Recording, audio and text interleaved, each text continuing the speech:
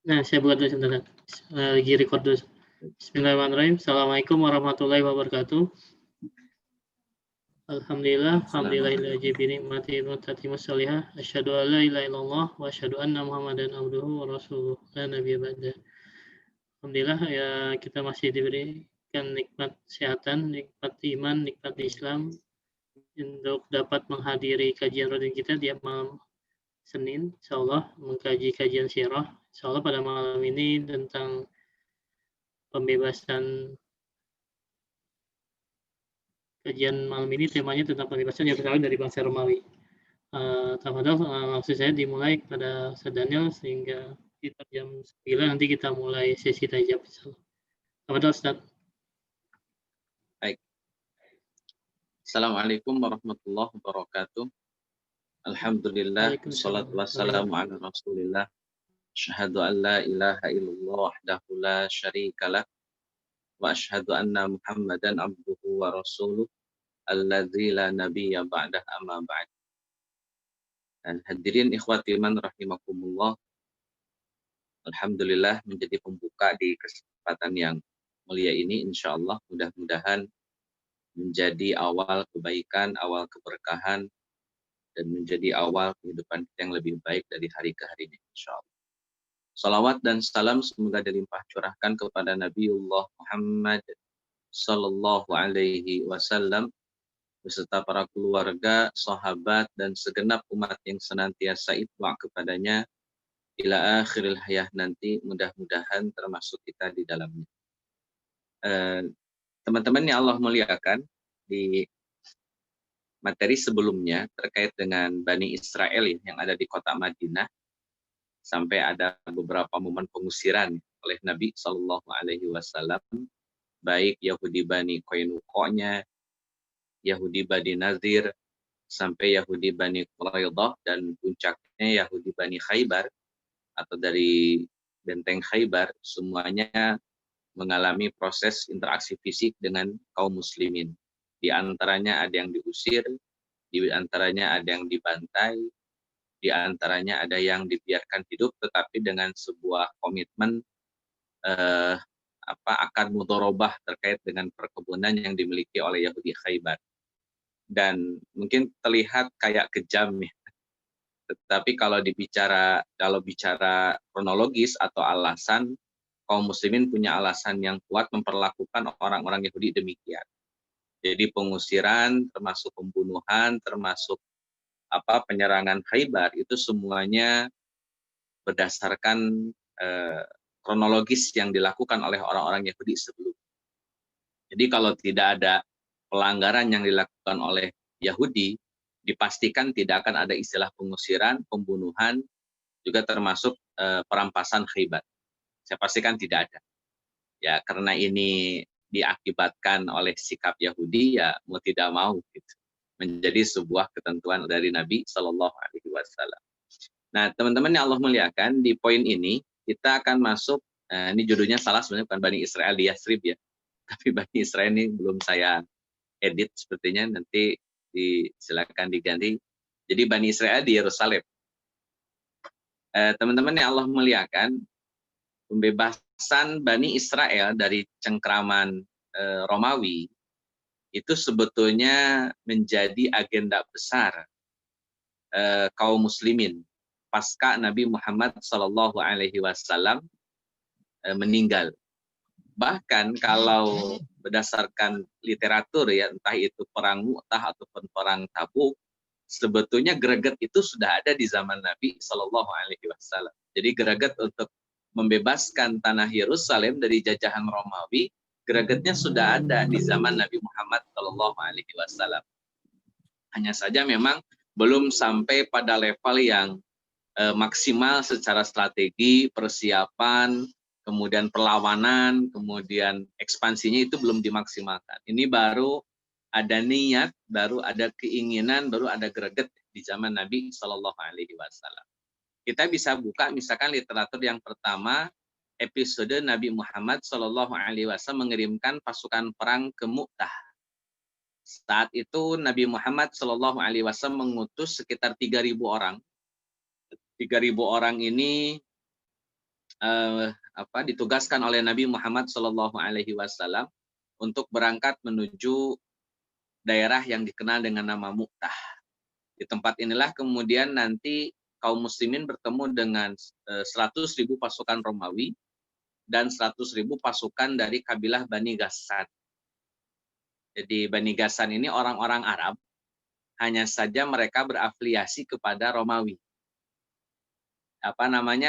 Kabilahnya kabilah Arab, tetapi mereka berafiliasi kepada Romawi dan rata-rata memang mereka beragama Nasrani.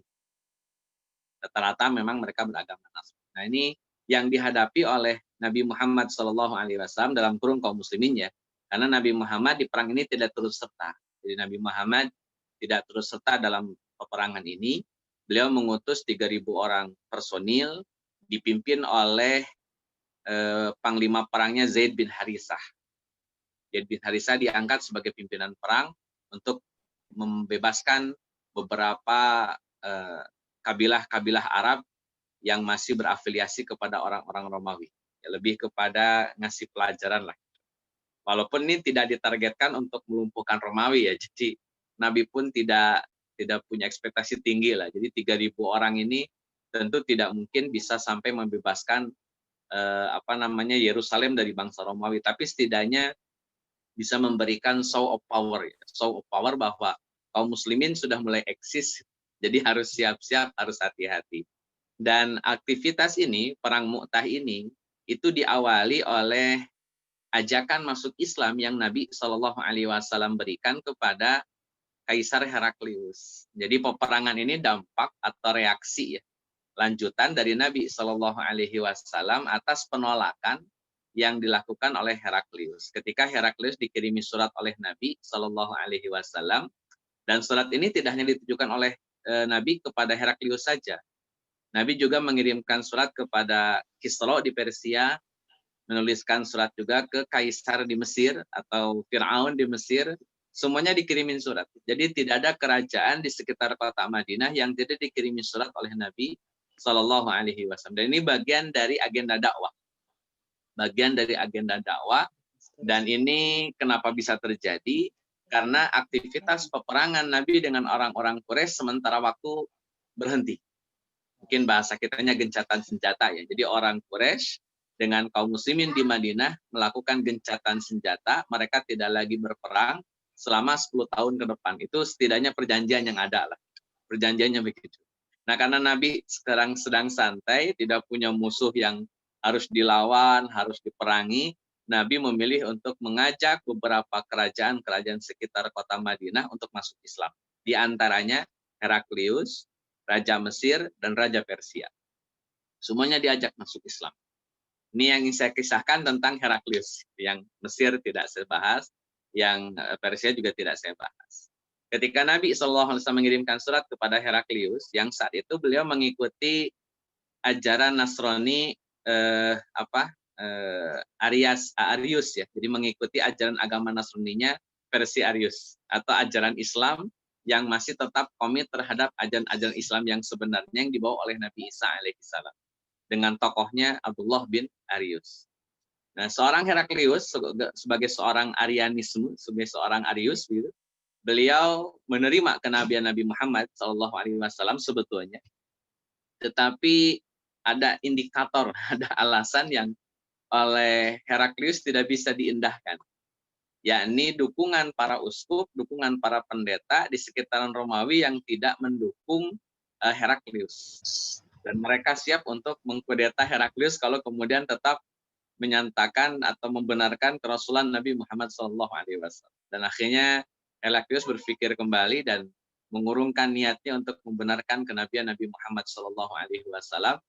Sampai akhirnya Heraklius tetap dalam keadaannya sebagai orang yang bukan Muslim. Karena sejatinya Arius yang sejati, Arius yang sebenarnya, ketika datang Nabi Muhammad, dia harus merujuk kepada Nabi Muhammad. Kalau dia betul-betul seorang Arius. Kecuali kalau ya tadi, dia jadi Arius tetapi kemudian punya banyak pertimbangan, punya banyak alasan sehingga tidak mau mengakui kenabian Nabi Muhammad SAW. Maka Nabi Muhammad dalam suratnya itu, kata beliau, kalau Heraklius tidak menerima Islam, maka Heraklius akan menanggung dosanya para Arius, para Arianisme, para pengikut Arius. Kalau Heraklius tidak mau mengikuti agamanya Nabi Muhammad SAW, maka Heraklius akan menanggung dosanya para Arius, para pengikut Arius. Nah, teman-teman yang Allah muliakan, ini awal mula surat yang diberikan oleh Nabi kepada para raja, di antaranya adalah Heraklius sebagai kaisar Romawi saat itu yang ada di timur. Kemudian karena ditolak oleh Heraklius, maka prepare untuk melakukan show of power. Nabi Muhammad sekali lagi tidak punya ekspektasi tinggi akan menaklukkan Romawi dengan kekuatan hanya 3.000 personil ya. Sedangkan Romawi sudah jadi imperium besar saat itu, negara kekuatan adidaya saat itu. Jadi ya 3.000 orang saya rasa tidak mungkin kan jadi masuk kategori target Nabi. Tetapi ini bagian dari show of power yang mesti Nabi lakukan supaya setidaknya memberikan sengatan listrik lah bahwa Muslim ada, punya eksistensi, dan harus memang bersiap-siap untuk melakukan agenda-agenda besar ke depan. Nah, teman-teman yang Allah muliakan, kembali ke perang Mu'tah, ketika Nabi Muhammad mengirimkan 3.000 personil untuk melakukan perang Mu'tah di Mu'tah, Nabi Allah Muhammad SAW itu menyampaikan beberapa pesan. Di antara pesannya adalah ketika Zaid bin Harisah sudah diangkat sebagai panglima perang, kata Nabi Muhammad SAW, jika Zaid bin Harisah wafat atau syahid, maka gantilah oleh Ja'far. Dan jika Ja'far syahid, gantilah oleh Abdullah bin Rawahah. Jadi ini kali pertama Nabi SAW menyampaikan panglima perang secara berurutan. Dan kalimat kalau syahid, sebetulnya kalau difahami lebih jauh, sebetulnya bahasa yang harus diterima sebagai pasti syahid. Kalau Nabi bilang, kalau Zaid bin Harisah syahid, maka gantilah oleh Ja'far. Sebetulnya bukan kalau lagi, atau bukan jika lagi, tapi pasti bakal syahid. Karena tidak mungkin dipastikan syahid, tidak mungkin adanya nama Ja'far kalau tidak ada kepastian syahidnya Zaid bin Harithah. Jadi memang ini sudah nubuatnya Nabi SAW, dan Zaid bin Harithah, Ja'far bin Abi Thalib, dan juga Abdullah bin Rawahah semuanya sudah siap. Sudah siap. Dan ini nanti jadi komitmen peperangan yang dilakukan oleh Nabi dan juga para sahabat. Sampai dalam satu kesempatan misalkan diungkapkan oleh para sahabat, kami ini berperang, kalian ini berperang kepada musuh Islam, kalian ini berperang dengan kaum yang merindukan kematian seperti kalian merindukan kehidupan. Jadi beda orientasi ya. Itu kata orang-orang Muslim kepada pasukan musuh saat itu. Kami ini pasukan yang merindukan kematian seperti kalian merindukan kehidupan. Gregetnya sama, antusiasmenya sama. Cuman kalau pasukan Muslim rindu mati, pasukan bukan Muslim rindu hidup. Nah, teman-teman yang Allah muliakan, jadi 3 orang ini dipastikan bakal syahid. Singkat cerita, teman-teman yang Allah muliakan, Zaid bin Harisah syahid, Ja'far bin Abi Thalib syahid sampai 2 tangannya putus. Kemudian Abdullah bin Rawahah juga syahid. Semuanya syahid. Semuanya syahid.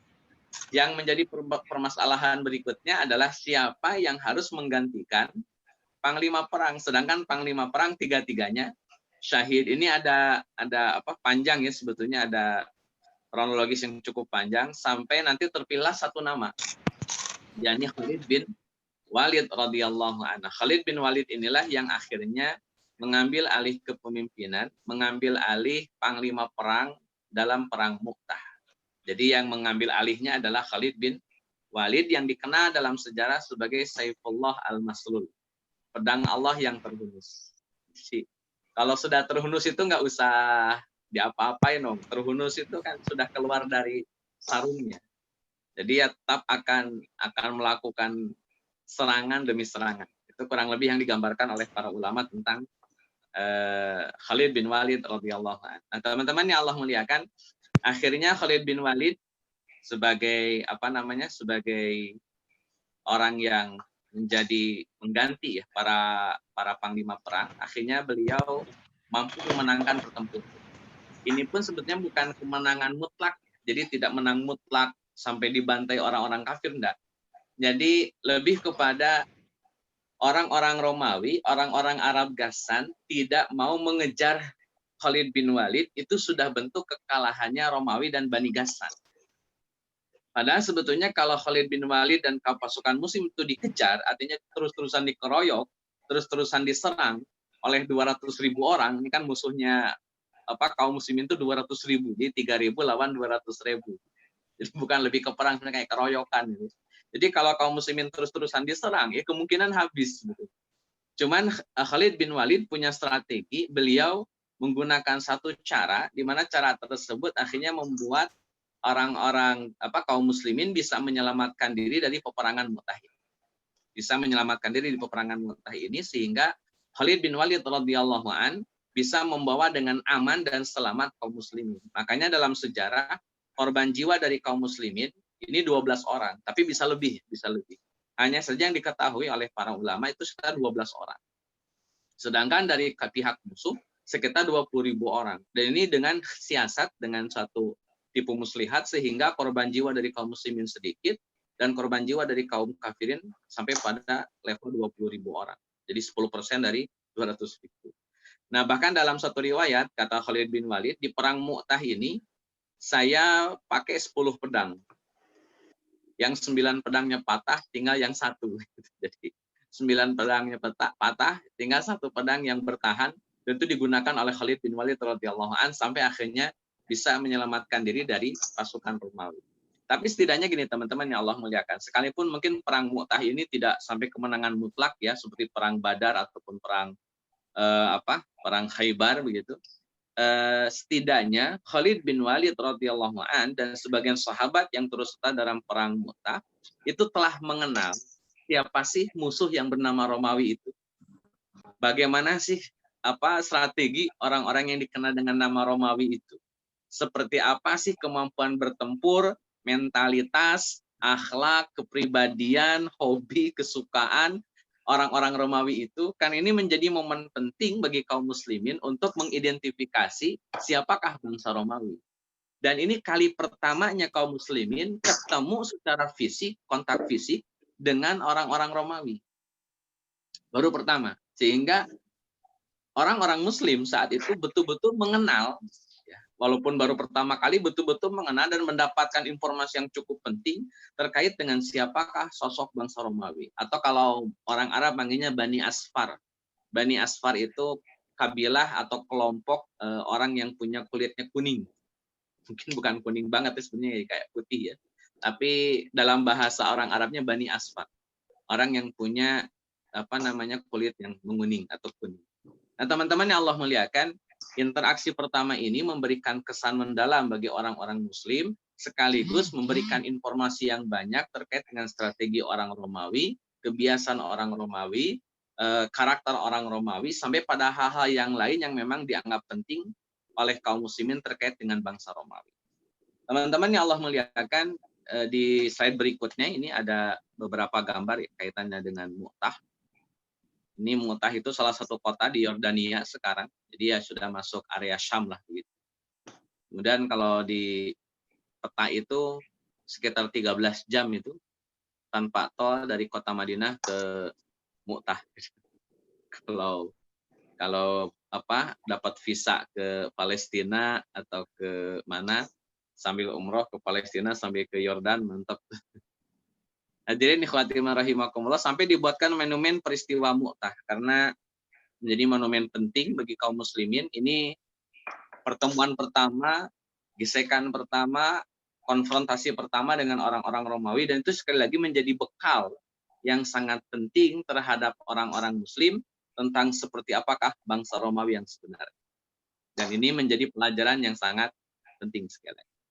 Teman-teman yang Allah muliakan, kita selesai perang Mu'tah itu di zaman Nabi SAW, kita beralih ke zaman Abu Bakar As-Siddiq radhiyallahu anhu. Jadi Nabi sudah selesai gesekannya dengan perang Mu'tah. Yang kedua kalinya itu pada perang Tabuk. Jadi selain perang Mu'tah, gesekan dengan orang Romawi itu yang kedua kalinya pada perang Tabuk. Perang yang Ka'ab bin Malik radhiyallahu anhu itu tidak terus serta kemudian dihukum sampai 50 hari tidak diajak ngobrol sama Nabi Muhammad dan juga kaum muslimin. Itu perang Tabuk, itu pun sama gesekannya dengan bangsa Romawi. Hanya saja pada perang Tabuk tidak terjadi peperangan yang seperti perang Mu'tah gitu. Itu lebih ke serangan jarak jauh saja, lempar-lemparan saja. tidak terjadi perang dekat atau jarak dekat, sehingga dampaknya pun tidak terlalu tidak terlalu besar, baik dampak bagi kaum muslimin maupun dampak bagi orang-orang Romawi. Jadi lebih kepada perang secara urat saraf, perang urat saraf, saling melemparkan anak panah, saling melemparkan benda-benda yang bisa dilempar kayak manjanik, batu dan sebagainya, lebih sekitar di situ. Tidak sampai pada peperangan jarak dekat. Baik hadirin ikhwati rahimakumullah, di ekspedisi berikutnya ini di zaman Abu Bakar As-Siddiq radhiyallahu an, itu ekspedisi ke Irak. Ini sebelum Ma'rokah Qadisiyah. Jadi nanti endingnya adalah kalau sudah Ma'rokah Qadisiyah, maka Syam dan Persia itu selesai. Dan itu menjadi mutlak berada di kekuatan kaum muslimin kalau sesudah Ma'rokah Qadisiyah. Jadi ini prolog menuju Ma'rokah Qadisiyah, juga prolog menuju Ma'rokah Yarmuk. Yarmuk dan juga Qadisiyah itu sebelum itu. Nah, teman-teman yang Allah muliakan, di zaman Abu Bakar As-Siddiq, beliau disibukkan dengan melawan orang-orang yang riddah, orang-orang yang membenci Islam. Setelah Nabi Muhammad SAW wafat, akhirnya mereka kembali kepada kekufuran. Itu orang-orang yang dikenal dengan riddah atau orang-orang yang murtad. Mereka benci sama Islam. Setelah Nabi Muhammad wafat, akhirnya mereka kembali kepada kekafiran. Yang kedua yang dihadapi oleh Abu Bakar adalah mereka yang tidak mau bayar zakat. Kalau zaman Nabi Muhammad, mereka mau bayar zakat. Ketika Nabi Muhammad sudah meninggal, kata mereka nggak ada orang lagi yang bisa mereka percaya untuk menerima zakat. Dan tidak ada yang bisa nyuruh mereka harus mengeluarkan zakat. Maka dua hal ini yang menjadi PR-nya Abu Bakar As-Siddiq. Yang murtad dan yang tidak mau bayar zakat. Akhirnya oleh Abu Bakar diperangi. Diperangi sampai babak belur lah orang-orang yang tidak mau bayar zakat, juga termasuk orang-orang yang murtad. Tambahannya lagi di antara yang murtad, jenis yang murtadnya di antaranya adalah orang-orang yang ngaku-ngaku jadi nabi. Kayak Musailamah Al-Kadzab dan yang lainnya, itu pun sama dihancurkan oleh Abu Bakar As-Siddiq radhiyallahu anhu. Itu kondisi di zaman Abu Bakar As-Siddiq radhiyallahu anhu. Kalau lihat di peta, teman-teman yang Allah muliakan, jadi Syam ada di kiri, ada di utara ya, di utaranya Madinah. Kemudian berbatasan betul dengan yang warna orange itu kekuasaan Persia. Yang warna hijau tua itu Syam. Yang warna ungunya itu kerajaan Gupta, kerajaan India. Ini kerajaan India ini di lembah Sungai Indus ya. Kemudian nanti ada Mohenjo-daro namanya. Mohenjo-daro itu kerajaan Hindu di zaman tahun sekitar 2600 sebelum Masehi. Itu sebelum Nabi Ibrahim alaihissalam. Namanya Mohenjo-daro. Hancur gara-gara banjir bandang. Mungkin kaitannya dengan Nabi Nuh. Jadi yang hijau ini itu kota Syam, dikuasai oleh bangsa Romawi. Yang warna orange itu dikuasai oleh orang-orang Persia.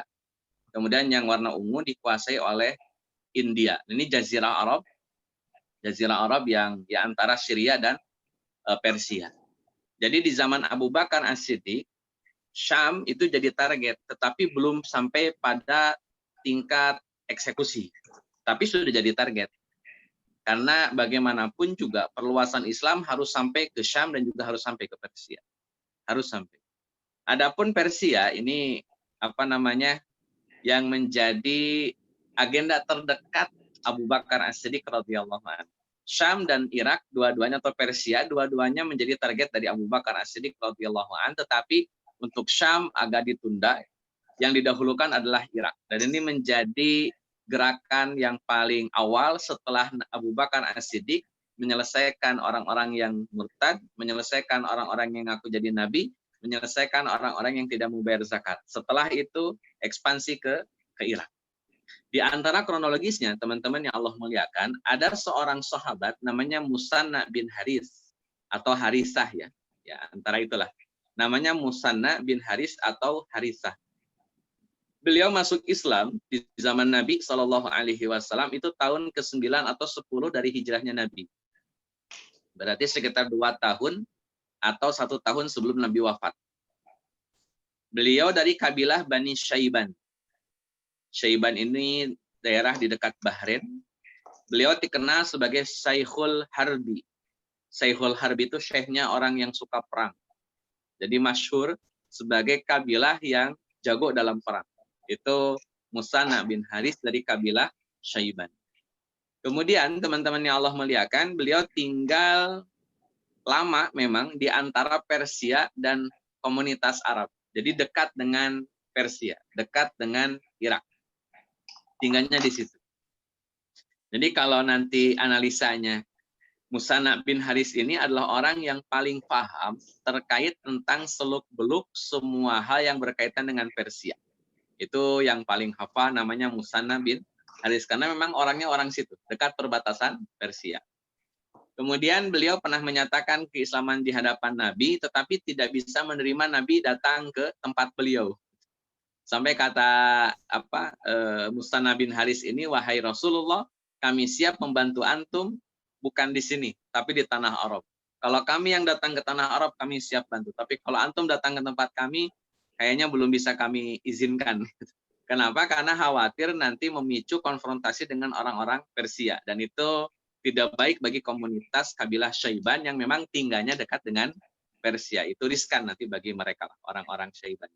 Nah, teman-teman yang Allah muliakan, Musanna bin Haris ini karena dekat dengan Persia, beliau sering menyampaikan pesan kepada para sahabat yang senior-senior ya, kayak Abu Bakar, Umar, dan yang lainnya, terutama kepada Abu Bakar sebagai khalifah saat itu, bahwa sudah waktunya kaum muslimin masuk ke tanah Persia. Itu usulan dari Musanna bin Haris atau Harithah. Sehingga usulan ini makin menambah niat dan dorongan hati dari seorang Abu Bakar As-Siddiq. Sudah memang itu jadi target Abu Bakar As-Siddiq, ditambah lagi ada masukan, ada usulan dari orang yang memang tahu betul seluk-beluk tentang dunia Persia.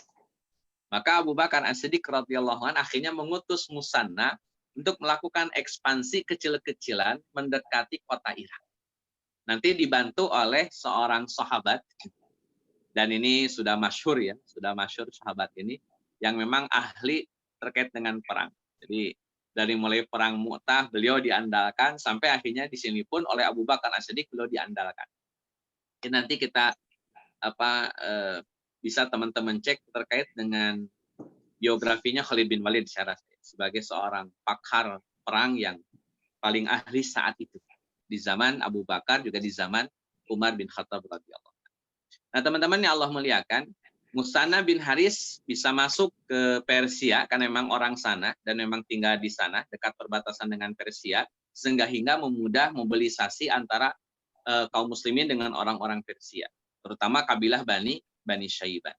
Kemudian teman-teman yang Allah muliakan, Abu Bakar As-Siddiq radhiyallahu an, karena sudah tahu nih Musanna ada di sana, maka beliau menempatkan seorang panglima perang yang ahli perang namanya Khalid bin Walid. Kemudian diutuslah Khalid bin Walid ke tanah Irak. Untuk apa? Untuk membantu program yang akan dilakukan oleh Musanna bin Haris, yakni ekspansi ke dalam kota Irak. Saat itu kota Irak itu ibu kotanya di daerah Madain. Jadi kekuasaan Persia adanya di Madain, sehingga jantung kotanya di Madain. Ini Irak masih perbatasan dengan Jazirah Arabnya, belum sampai pada Madain. Jadi ekspansinya ke Irak dulu. Karena disitulah tempat dekat dengan kabilahnya Musanna bin Haris atau Bani Syaiban. Nah, teman-teman yang Allah muliakan, Musanna bin Haris dibantu oleh Khalid bin Walid radhiyallahu an, akhirnya melakukan beberapa ekspansi. Di antaranya adalah ekspansi atau ekspedisi Hazimah, melawan nanti seorang tokoh Persia namanya Ormiz. Kemudian dari situ melakukan pengejaran ke daerah Mazar. Itu melawan Qarin, Qobad, dan Anushagan. Kemudian dari situ maju lagi ke hampir mendekati jantungnya kota Persia, yakni Madain, melewati Walazah, melewati Ulais, itu dilewati oleh Khalid bin Walid dan Musanna bin Haris. Jadi pasukan ini walaupun tidak terlalu banyak yang dibawa oleh Khalid bin Walid, tidak dijelaskan oleh para ulama detail jumlahnya berapa, tapi yang jelas itu sampai 10 ribuan kurang lebih, itu bergerak melakukan ekspansi ke dalam jantung kota Persia, yakni Madain. Tapi belum sampai di Madain, belum sampai ya, baru sampai di Hirrah setelah menyelesaikan Walajah, menyelesaikan Ulais, kemudian Khalid bin Walid itu istirahat di Hirrah namanya. Ketika sedang istirahat di Hirrah, sedang santai begitu, sedang menunggu perintah dari Abu Bakar As-Siddiq radhiyallahu an, Khalid bin Walid dapat perintah dari Abu Bakar bukan untuk melanjutkan ekspansi ke Irak, tetapi Khalid bin Walid radhiyallahu an diperintahkan untuk pergi menuju Daumatul Jandal. Jadi Daumatul Jandal itu dekat dengan Syam, juga dekat dengan Irak, karena masih antara perbatasan antara Syam dengan Irak. Daumatul Jandal juga nanti jadi tempat peperangan antara Ali bin Abi Thalib dengan Muawiyah bin Abi Sufyan. Jadi tempat ini memang bersejarah sudah lama. Nah, Daumat Al-Jandal ini menjadi tempat seorang sahabat namanya Iyad bin Ghanam. Beliau ditugaskan oleh Abu Bakar As-Siddiq untuk ekspansi ke Syam, tetapi bukan ekspansi ya, lebih ke membuka pintu masuk menuju Syam. Belum ekspansinya, tapi membuka pintu masuk menuju Syam, dan pintu yang akan dibuka itu namanya Daumat Al-Janda. Jadi kalau Daumat Al-Janda dikuasai, maka kemungkinan peluang untuk masuk ke kota Syam itu jauh lebih besar. Namanya Iyad bin Ghanam. Sehingga Khalid bin Walid, karena Iyad bin Ghanam tidak ada perkembangan yang signifikan, maka Khalid bin Walid yang ada di Hirrah saat itu oleh Abu Bakar ditugaskan pergi ke Daumat Al-Jandal untuk membantu Iyad bin Ghanam. Teman-teman yang Allah muliakan, Khalid bin Walid sampai di perbatasan, sampai di Daumat Jandal, mohon maaf, kemudian melakukan peperangan dengan orang-orang di sekitar Daumat Al-Jandal sampai menang. Jadi ini memang kalau masakan itu mungkin bertangan dingin ya. Jadi masakan apa saja enak gitu. Nah, kalau Khalid bin Walid tugas apa saja dalam bentuknya perang itu menang terus memang. Qadarullah, Allah menangkan terus. Jadi dari Hirrah sudah melewati tadi ya, dari mulai kazimahnya, dari mulai mazarnya, dari mulai walajahnya, dari mulai ulaisnya sampai ke Hirrah. Hirrah pergi dulu ke Daumat Al-Jandal. Daumat Al-Jandal selesai juga, khatam sudah, Khalid bin Walid menang, Iyad bin Ghanam menang. Dari situ balik lagi ke Hirrah. Gitu. Jadi bolak-balik gitu, Masya Allah, ini Khalid bin Walid. Dan ini beliau lakukan betul-betul sami'na wa ata'na kepada Abu Bakar As-Siddiq radhiyallahu anhu. Nggak nolak, nggak ada mengeluh, nggak ada ungkapan tidak suka kepada Abu Bakar As-Siddiq. Enggak. Beliau menikmati betul perannya sebagai ahli perang. Menikmati betul. Teman-teman yang Allah muliakan, setelah Daumat Al-Jandal selesai, balik lagi ke Hirrah. Di Hirrah ini, teman-teman yang Allah muliakan, beliau sampai di sebuah camp antara Irak dengan Syam. Tapi Hirrahnya itu sampai di dekat Sungai Furat, Sungai Yufrat. Ya. Di Sungai Furat atau Sungai Yufrat ini, beliau tinggal beberapa bulan. Ini sambil jalan menuju Hirrah ini, beliau mampir dulu ke daerah Yufrat atau Furat. Ya. Tinggal di situ selama 1 bulan. Ini beliau lakukan di bulan Ramadan. Makanya dalam penjelasan Syirah itu, beliau sambil buka puasa di tengah-tengah perjalanan menuju Hirrah ini. Teman-teman yang Allah muliakan, 1 bulan penuh beliau tinggal di perbatasan Syam dan Irak ini, tepatnya di Sungai Furat. Kemudian beliau melanjutkan perjalanan untuk jemaah haji dulu, untuk melaksanakan ibadah haji dulu, untuk melaksanakan ibadah haji dulu. Setelah melaksanakan ibadah haji, beliau kembali lagi ke Hirrah, dan dijadikanlah Hirrah sebagai tempat base camp-nya kaum muslimin, terutama orang-orang yang terlibat dalam pasukannya Khalid bin Walid radhiyallahu anhu, menunggu tugas berikutnya yang ditugaskan oleh Abu Bakar As-Siddiq radhiyallahu anhu. Masuk ke jantung kota Madain, Persia, atau tunggu di Hirrah dulu, atau tugas kemana lagi ya, terserah Abu Bakar nanti. Jadi konteks perang zaman dulu, teman-teman yang Allah muliakan, panglima yang ada di tempat itu sebatas tenaga teknis.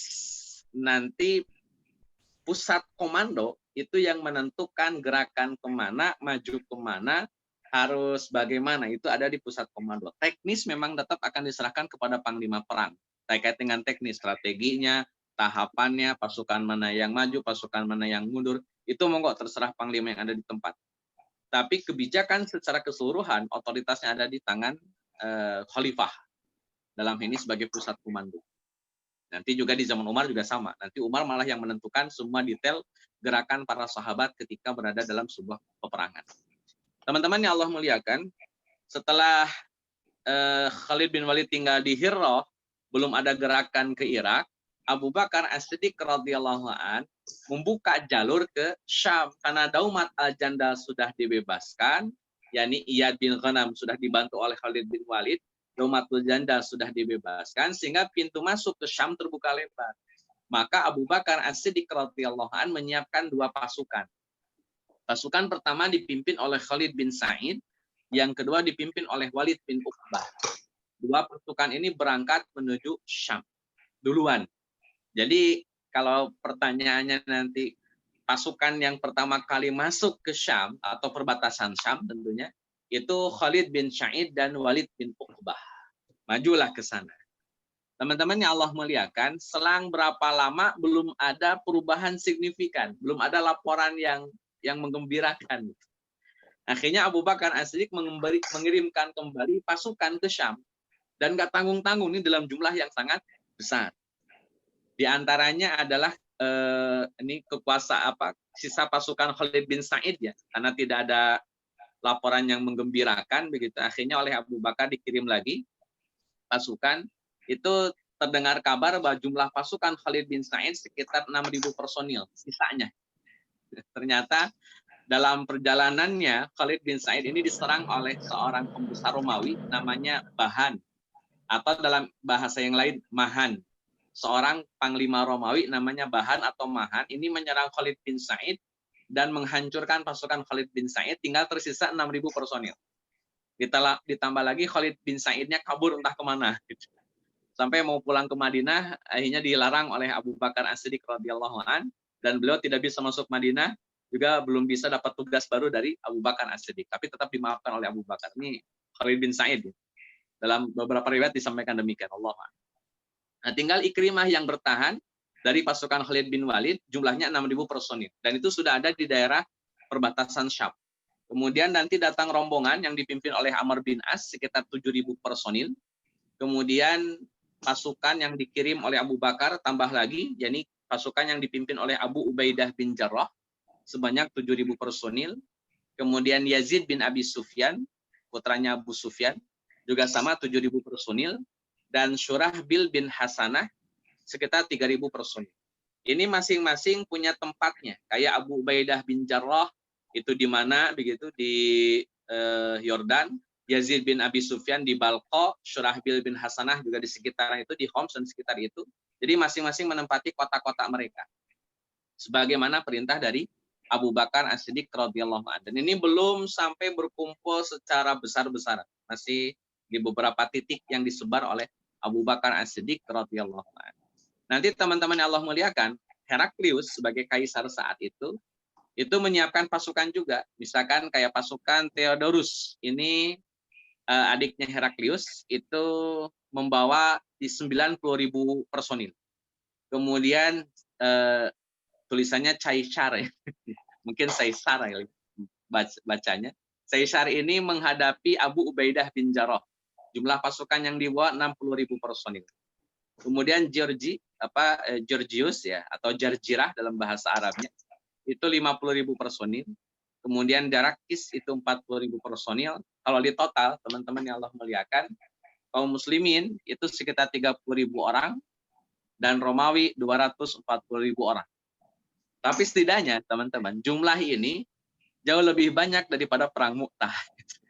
Jadi kalau perang Mu'tah cuma 3.000, ini 10 kali lipatnya lagi, yakni 30.000 orang. Ini sudah lumayan lah. Dan perubahan jumlah bangsa Romawi ya cuma nambah 40.000 orang. Kalau 10% lagi jadi 2 juta nantinya kan. Jadi cuma nambah 40.000 orang. Kalau kaum muslimin naik 10 kali lipat, kalau Romawi hanya ada tambahan 40.000 orang dibanding jumlah dalam perang Mu'tah itu. Sekali lagi dibanding jumlah dalam perang Mu'tah.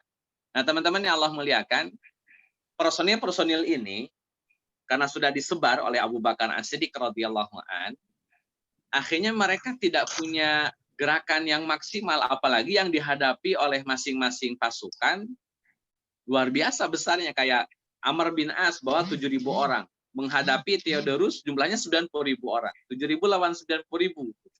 Kemudian kayak Abu Ubaidah bin Jarrah itu juga sama bawa 7.000 orang. Harus melawan Kaisar jumlahnya 60.000 orang. Ini kan apa namanya? Ya susah lah begitu untuk bisa dipahami sebagai gerakan untuk mengalahkan. Nah, teman-teman yang Allah muliakan, karena mereka masing-masing ditempatkan di tempat yang terpisah, kemudian musuh yang dihadapi juga lumayan banyak bagi masuk pasukan-pasukan tadi, akhirnya tidak ada perkembangan signifikan dari ekspedisi yang dikirimkan oleh Abu Bakar As-Siddiq radhiyallahu anhu. Tidak ada. Sampai puncaknya, teman-teman yang Allah muliakan, Khalid bin Walid radhiyallahu anhu dikirim oleh Abu Bakar As-Siddiq. Jadi yang sedang tinggal di Hira, kan Khalid bin Walid lagi di Hira, tugasnya adalah ekspedisi menuju Irak, menembus jantung kota Persia. Oleh Abu Bakar ditarik lagi. Kalau kemarin ditarik ke Daumatul Jandal, sekarang ditarik lagi untuk sampai ke Syam. Jadi yang buka Daumatul Jandal Khalid bin Walid, yang sekarang disuruh masuk ke pusat kota Syam pun ya Khalid bin Walid. Dan karena Khalid bin Walid ini seorang patriot, seorang yang harus siap dengan perintah atasan, ya beliau berangkat tetap menuju Syam. Nah, teman-teman yang Allah muliakan, keberangkatan Khalid bin Walid ini dijelaskan oleh para pakar sejarah. Saya membaca ini dalam kitab Sejarah Husain Haikal, ya, walaupun agak kontroversi, tapi saya baca itu di Husain Haikal bahwa Khalid bin Walid harus melewati 3 jalur harus memilih di antara 3 jalur untuk menuju Syam dari kota Hira. Jalur yang pertama adalah gurun Sahara supaya cepat begitu perjalanannya. Yang kedua melewati jalur normal sebagaimana orang Arab pendukung Romawi, jalurnya sebagaimana jalur Khalid bin Walid sebelumnya ke Daumat Al-Jandal, itu jalur normal.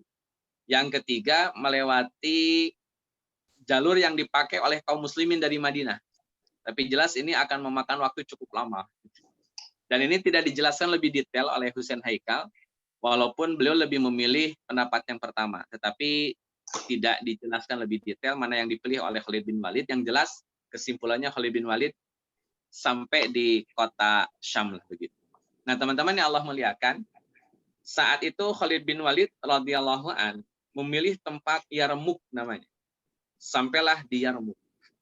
Di Yarmuk ini pun akhirnya menjadi destinasi bagi Abu Ubaidah bin Jarrah yang ada di Yordan, kemudian Yazid bin Abi Sufyan yang ada di Balqa, semuanya pun kumpul di Yarmuk. Jadi semuanya kumpul di Yarmuk. 4 pasukan, tadi Amr bin As, Yazid bin Abi Sufyan, Abu Ubaidah bin Jarrah, kemudian Surahbil bin Hasanah, sama pasukannya Ikrimah bin Abi Jahal, tambah lagi Khalid bin Walid, semuanya kumpul di Yarmuk. Di Yarmuk inilah yang menjadi pusat perang nantinya antara kaum muslimin dengan bangsa Romawi. Teman-teman yang Allah muliakan, ketika sudah kumpul di Yarmuk, Khalid bin Walid melihat fenomena yang kurang baik. Di antara fenomenanya, masing-masing pimpinan kayak Abu Ubaidah bin Jarrah, Amr bin As, Surahbil bin Hasanah, Yazid bin Abi Sufyan, masing-masing mereka ngurusin pasukannya sendiri. Jadi kayak regu gitu, kayak danru ya, kayak kepala regu. Tidak ada pimpinan tertinggi di antara keempat pasukan tersebut, atau 5 pasukan tersebut dengan pasukannya Khalid bin Walid, atau 6 dengan Ikrimah bin Abi Jahal. Jadi kalau disebut 6 bisa jadi 6 dengan pasukannya Ikrimah bin Abi Jahal dan juga Khalid bin Walid. Jadi 6 pasukan ini belum ada pimpinan tertinggi. Masing-masing masih ngurusin pasukannya saja, sehingga peperangan yang terjadi lebih sifatnya parsial dan sporadis. Misalkan Abu Ubaidah bin Jarrah diserang, Amr bin As tidak, diem.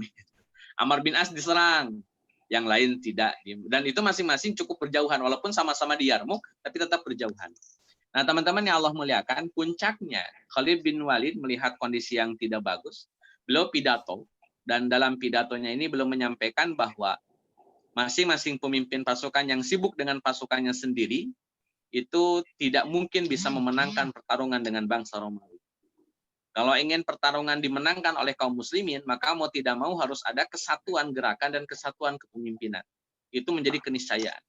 Kata Khalid bin Walid radhiyallahu an, kita ini sedang menghadapi bangsa Romawi yang terorganisir gerakannya, terorganisir pasukannya, dan jumlahnya banyak. Kalau kita yang kondisinya seperti ini, itu mustahil bisa menang. Karena kita masih parsial, tidak ada kesatuan gerakan dan kepemimpinan. Maka usulan dari Khalid bin Walid saat itu adalah menggabungkan seluruh pasukan, baik Amr bin As, Abu Ubaidah bin Jarrah, Yazid bin Abi Sufyan, Surahbil bin Hasanah, termasuk Ikrimah bin Abi Jahal, termasuk pasukannya Khalid, total jadi 6 semuanya, itu digabung menjadi satu pasukan di bawah satu komando. Dan komandan yang kemudian disepakati adalah Khalid bin Walid radhiyallahu anhu. Dan ini permintaan Khalid, kata Khalid, izinkan saya hari ini, dalam satu hari ini, itu menjadi pemimpin kalian semua. Dan nanti besok-besok kita bisa bergilir pemimpinnya. Kalau saya sudah, ganti sama Abu Ubaidah, ganti sama Amr bin As, ganti sama Surahbil, ganti sama Yazid bin Abi Sufyan, ganti sama Ikrimah, dan monggo diganti saja. Itu yang disampaikan oleh Khalid bin Walid ketika pidato di Yarmouk. Nah, teman-teman yang Allah muliakan, dengan komitmen yang baru, 6 pasukan ini, pasukan Ikrimah yang dulu sudah dibawa oleh Khalid bin Sa'id, yang Khalid bin Sa'idnya kabur, kemudian pasukan Abu Ubaidah bin Jarrah, pasukan Yazid bin Abi Sufyan, pasukan Surahbil bin Hasanah, pasukan Amr bin As, dan ditambah lagi pasukan Khalid bin Walid, semuanya gabung di bawah satu kepemimpinan Khalid bin Walid radhiyallahu anhu. Nah, teman-teman yang Allah muliakan, pasukan inilah yang akhirnya berhadapan dengan bangsa Romawi dalam jumlah 240.000 kurang lebih. Dan ini menjadi pasukan dan sekaligus peperangan dahsyat terbesar saat itu. Di mana orang-orang Muslim melawan Imperium Romawi yang sudah terkenal berabad-abad sebagai negeri yang kaya, negeri yang berkuasa, negeri yang punya kekuatan luar biasa, Bani Asfar. Dan itu dilawan oleh orang-orang Muslim dalam perang Yarmouk. Nah, teman-teman yang Allah muliakan, kalau di peta itu, kalau dari Madinah ke Yordania, teman-teman itu bisa butuh waktu sekitar 14 jam ya, kurang lebih. Tapi ini baru hitungan peta ya, hitungan aslinya wallahu a'lam. Dari Madinah ke Yarmouk. Nah, teman-teman yang Allah muliakan, sampai terjadilah perang Yarmouk.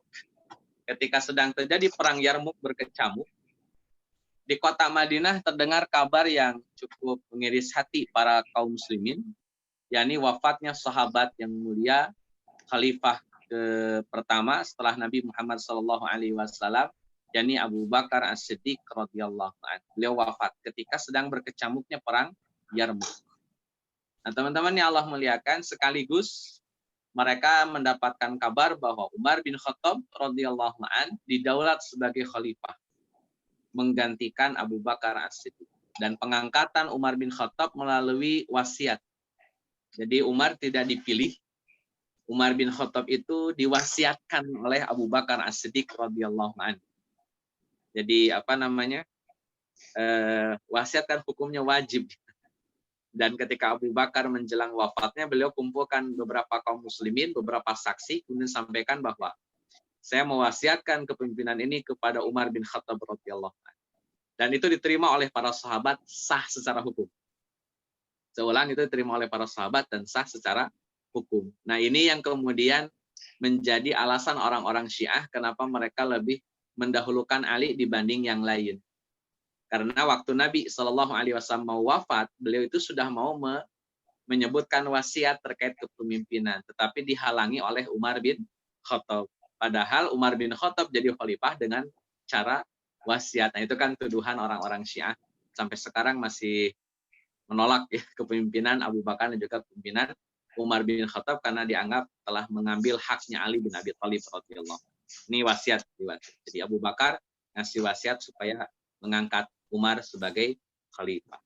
Teman-teman yang Allah muliakan, kabar wafat sudah sampai kepada kaum muslimin di dalam perang Yarmouk, termasuk kepemimpinan Umar bin Khattab juga sudah disampaikan, termasuk pemecatan Khalid bin Walid sebagai panglima perang. Itu pun sama dikirimkan berbarengan oleh kaum muslimin, oleh Umar bin Khattab radhiyallahu an kepada pasukan Khalid bin Walid, bahwa Khalid bin Walid dipecat. diganti posisinya oleh Abu Ubaidah bin Jarrah radhiyallahu anhu. Ini teman-teman yang Allah muliakan, dan ini cerita paling masyhur ya, bahwa Khalid bin Walid dipecat oleh Umar bin Khattab, diangkatlah Abu Ubaidah bin Jarrah, tetapi Abu Ubaidah bin Jarrah tidak langsung mengumumkan di depan kaum muslimin. Kata Abu Ubaidah bin Jarrah, kalau saya umumkan sekarang, saya takut kaum muslimin down. Saya takut kaum muslimin lemah kekuatannya atau kecewa karenanya. Karena yang digadang-gadang kan Khalid bin Walid radhiyallahu anhu. Jadi kalau Khalid bin Walid ada di situ, itu rasa pedenya itu berkali lipat muncul. Rasa pedenya itu berkali-kali lipat membahana di hatinya para pasukan kaum muslimin. Makanya kalau Abu Ubaidah bin Jarrah bilang mengumumkan bahwa Khalid bin Walid dipecat, ini khawatir mengurangi semangat, mengurangi daya motivasinya kaum muslimin. Jadi tetap disembunyikan pengangkatannya Abu Ubaidah bin Jarrah. Tapi Khalid bin Walid tahu. Beliau sudah tahu, hanya belum diumumkan. Belum diumumkan karena khawatir pertimbangannya itu mengurangkan semangatnya kaum muslim. Nah, teman-teman yang Allah muliakan, ini cerita kemudian banyak yang dikutip oleh para ulama sejarah ketika ingin menjelaskan tentang pentingnya taat terhadap pimpinan, baik itu suka atau tidak suka. Dan Khalid bin Walid adalah seorang patriot sejati, apapun yang menjadi keputusan pemimpin, sami'na wa ata'na, selama keputusan itu tidak bertentangan dengan ketentuan Al-Quran dan Sunnah. Dan ketika berbicara tentang pengangkatan Abu Ubaidah bin Jarrah, pastinya itu tidak bertentangan dengan Quran dan Sunnah. Maka Khalid bin Walid sami'na wa ata'na terhadap keputusan. Nah, teman-teman yang Allah muliakan, kemudian setelah Yarmuk dikuasai, kemudian Khalid bin Walid radhiyallahu an dengan Abu Ubaidah bin Jarrah dengan seluruh pasukan itu berangkat menuju Damaskus. Jadi berangkat menuju Damaskus. Di Damaskus ini melakukan pengepungan selama beberapa hari, dalam beberapa riwayat sampai beberapa pekan dikepung oleh kaum muslimin, dan itu menjadi keunikan tersendiri karena Damaskus ini pada akhirnya menyerah tanpa harus ada peperangan seperti perang Yarmuk. Jadi orang-orang Damaskus, terutama orang-orang Damaskusnya, itu menyatakan siap menerima Islam, kehadiran kaum muslimin maksudnya, dan mereka siap untuk berafiliasi kepada kaum muslimin. Artinya meninggalkan dukungan mereka kepada bangsa Romawi. Mereka siap tunduk patuh terhadap kekuasaan muslim. Itu orang-orang Damaskus, terutama para uskup, para pendeta, para pembesar Damaskusnya, mereka pasrah dengan tunduk patuh terhadap kaum muslim. Nah, teman-teman yang Allah muliakan, ketika sudah sampai di Damaskus, itu tepatnya tahun 638-an, itu uskup agungnya, Patriark Soporius itu, beliau mengajukan beberapa syarat kepada kaum muslimin. Di antara syaratnya adalah silahkan datang kepada kota Damaskus, tetapi tidak lagi boleh ada peperangan. Ini harus ada gencatan senjata. Silakan datang, silakan masuk, tetap akan aman, tidak akan diperlakukan tidak akan ada peperangan, tidak akan ada perlawanan dari masyarakat Damaskus, tetapi harus gencatan senjata. Yang kedua, Yerusalem, kota Yerusalemnya, Damaskus itu di Suriahnya, tapi melewati Yerusalem, termasuk yang di bawah kekuasaan Damaskus. Yerusalem juga akan diserahkan, tetapi harus diserahkan kepada petingginya dari pihak kaum muslimin. Bukan panglimanya, tapi pimpinan tertingginya, yakni khalifah. Kalau mau, monggo. Kemudian yang ketiganya, pasukan Romawi yang ada di Mesir, kemudian pasukan Romawi yang ada di Yerusalem dan Damaskus harus diizinkan pergi ke Mesir tanpa ada halangan, hambatan dari kaum muslim. Jadi betul-betul tidak ada peperangan. Makanya dalam tulisan Haikal pun dijelaskan bahwa penaklukan Damaskus atau pembebasan Damaskus dan Yerusalem itu tanpa ada pertumpahan darah yang berarti sebagaimana dalam perang Yarmuk. Jadi habis-habisannya pada perang Yarmuk. Itu yang disampaikan oleh para ulama sejarah terkait dengan pembebasan Damaskus dan juga Yerusalem. Nah, teman-teman yang Allah muliakan, kalau dilihat secara umum, maka pasukan kaum muslim itu dibagi dua. Yang pertama, Irak. untuk ekspansi ke pasukan pertama yang menuju Persia yang berpusat di Hiroh nantinya yang tadi ditinggalkan oleh Khalid bin Walid. Itu ada pasukan Musanna, kemudian pasukan Abu Ubaid bin Mas'ud di situ, kemudian pasukan Sa'ad bin Abi Waqqas di situ. Itu sahabat-sahabat yang ditugaskan untuk ekspansi ke Persia. Kemudian pasukan yang dipimpin oleh Khalid bin Walid, walaupun diganti nanti oleh Abu Ubaidah bin Jarrah, Amr bin As, Yazid bin Abi Sufyan, Surahbil bin Hasanah, kemudian Amr bin As itu sahabat-sahabat yang ditugaskan untuk menuju Syam. Nanti gerakannya Abu Ubaidah bin Jarrah masuk ke Syam, kemudian membawa Amr bin As, membawa Yazid bin Abi Sufyan, membawa Surahbil, membawa Khalid bin Walid, sampai nanti menguasai Syam secara utuh. Bahkan nanti Amr bin As geser ke Mesir. Dari Syam geser ke Mesir untuk menguasai Mesir. Itu Amr bin As. Kemudian yang di Persia, untuk menaklukkan Persia itu ada Musanna bin Haris, walaupun nanti meninggal setelah perang Jisr, ya, perang di atas jembatan. Kemudian Abu Ubaid bin Mas'ud, kemudian ada Sa'ad bin Abi Waqqas radhiyallahu anhu. Jadi masing-masing bergerak. Dan ini dua pasukan utama kaum muslimin untuk menghilangkan stigma yang namanya Imperium Romawi dan Persia. Tidak ada lagi yang namanya Imperium Romawi, tidak ada lagi yang namanya Imperium Persia. Yang ada adalah kekuatan muslim. Nah, teman-teman yang Allah muliakan, dan ini menjadi ekspedisi yang paling penting di dalam sejarah kaum muslimin. Kenapa? Karena peperangan yang kita lakukan atau yang kaum muslimin lakukan tidak dalam rangka mengintimidasi atau tidak dalam rangka melakukan pembantaian, melakukan penjarahan. Setiap kaum muslimin berperang itu selalu melewati 3 tahapan tawaran. Tawaran yang pertama, masuk Islam tanpa ada penolakan, tanpa ada paksaan. Mau nggak masuk Islam? Tidak mau misalkan jawabannya, maka yang kedua itu tawaran untuk membayar jizyah. Kalau juga masih tidak mau, maka baru berperang. Jadi perang itu sebetulnya opsi dan pilihan yang terakhir, dan itu kalau sudah dipilih pilihan 1 dan 2, tidak akan ada pilihan yang ketiga. Begitu. Nah, teman-teman yang Allah muliakan, sebagai penutup ini, peta politik kaum muslimin, saya sampaikan ringkas. Ini ada peta terkait dengan kekuasaan kaum muslimin, yang warnanya coklat tua itu kekuasaan di zaman Nabi Muhammad SAW, yang gambarnya orange itu Khalifah Ar-Rasyidin, kemudian yang warnanya kuning itu di dinasti Umayyah. Jadi makin kesini makin luas kekuasaan kaum muslimin. Dari mulai zaman Nabi, Jazirah Arab sudah selesai, Khalifah nambah luas, dinasti Umayyah makin nambah luas. Teman-teman yang Allah muliakan, kemudian ini ada kesimpulannya, Yerusalem di bawah kekuasaan muslim. Yang pertama, Yerusalem menjadi wilayah muslim sejak era Umar bin Khattab tahun 638, tadi disampaikan pembebasan Damaskus dan Yerusalem. Jadi sejak saat itu namanya Yerusalem itu berada di bawah kekuasaan muslim.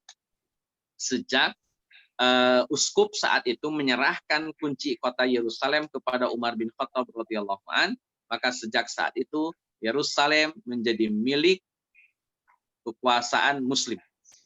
Itu sejak saat itu. Kemudian nanti ini berlangsung sampai di zaman dinasti Umayyah, berlangsung juga di zaman dinasti Abbasiyah, walaupun nanti dinasti Abbasiyah menghadapi banyak kendala, terutama kedatangan pasukan salibis yang pertama kali itu di dinasti Abbasiyah. Kemudian yang terakhir di dinasti Utsmaniyah. Sampai akhirnya terjadi perang dunia dan diambil alih oleh kerajaan Inggris. Kota Yerusalemnya nanti pasca dinasti Utsmaniyah diambil alih oleh kerajaan Inggris. Yang kedua, berubahnya sistem khilafah menjadi kerajaan oligarki. Karena setelah eranya Khulafaur Rasyidin, itu kerajaan-kerajaan muslim tidak lagi disebut khalifah sebetulnya. Karena sudah keluar dari sistem pengangkatan secara syura, di mana berubah menjadi kekuasaan itu diserahkan kepada putra mahkota, sehingga menjadi oligarki, monarki. Walaupun demikian, teman-teman yang Allah muliakan, syariat Islam tetap terlaksana dengan baik. Jadi walaupun kerajaan, oligarki monarki, tapi tetap bisa melaksanakan syariat Islam. Itu faktanya. Kemudian berakhirnya klaim Yahudi tentang tanah yang dijanjikan. Sejak saat itu, teman-teman, sejak Yerusalem menjadi milik kaum muslimin setelah dibebaskan oleh Umar bin Khattab radhiyallahu an, tidak ada lagi yang namanya tanah yang dijanjikan milik Yahudi. Itu tidak ada. Berakhir sudah. Karena kedurhakaan orang-orang Bani Israel atau orang-orang Yahudi dari zaman ke zaman. Kalau kita kilas balik, dimulai dari zaman Nabi Yusuf alaihi salam, bikin ulah. Di zaman Nabi Musa, masih bikin ulah. Di zaman Nabi Sulaiman, relatif aman, tapi sombong. Kenapa? Karena kekuasaan tertinggi, kerajaannya ada di tangan Nabi Sulaiman alaihi salam yang klannya klan Yahudi.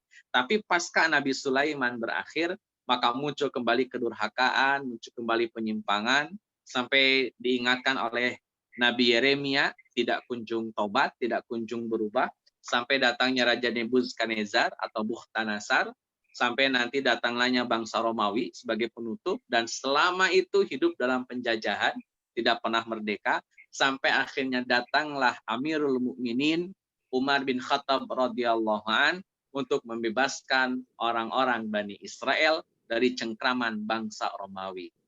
Ketika dijajah oleh Bukhtanasar saja, sampai dijajah oleh bangsa Romawi, orang-orang Bani Israel tidak lepas dari penjajahan.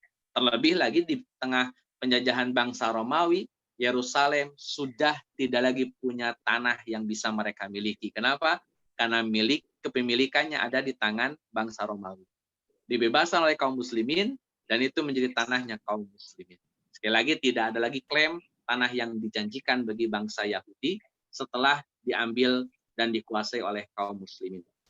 Kemudian penduduk Yerusalem hidup dalam keadaan yang harmonis. Mereka tidak mempermasalahkan perbedaan agama, dan kaum muslimin juga memberikan kebebasan, memberikan toleransi, memberikan hak-hak yang bukan muslim, supaya mereka bisa hidup dengan tenang dan harmonis di kota Yerusalem. Artinya kaum muslimin mengizinkan mereka masuk tetap beragama dengan agama mereka, tapi bayar jizyah, dan bagi yang muslim tidak ada kewajiban bayar jizyah. Hingga nanti begitu saja. Kalau yang muslim kan karena wajibnya wajib zakat. Nah, teman-teman yang Allah muliakan, pada akhirnya nanti Yerusalem menjadi rebutan bagi kerajaan-kerajaan Islam, di antaranya Syiah Fatimiyah. Ini di era dinasti Abbasiyah, dan pasukan dari Salibis. Ini saya sampaikan kronologis perang salib. Teman-teman yang Allah muliakan, Yerusalem ini kalau lihat kronologis ya, sejarah, itu dimulai tahun 638 sampai 1190, itu dikuasai oleh beberapa dinasti. Misalkan 638 itu di zaman Umar bin Khattab radhiyallahu an, sampai berakhirnya Khulafaur Rasyidin. Sampai berakhirnya Khulafaur Rasyidin. Kemudian di zaman dinasti Umayyah masih aman. Di zaman dinasti Abbasiyah baru muncul masalah. Jadi Yerusalem di zaman dinasti Abbasiyah itu direbut oleh dinasti Fatimiyah namanya. Dinasti Fatimiyah ini di zaman dinasti Abbasiyah. Jadi ketika dinasti Abbasiyah muncul atau berkembang, itu ada yang namanya dinasti Fatimiyah. Dinasti kecil di bawah dinasti Abbasiyah. Dinasti Fatimiyah ini afiliasinya Syiah.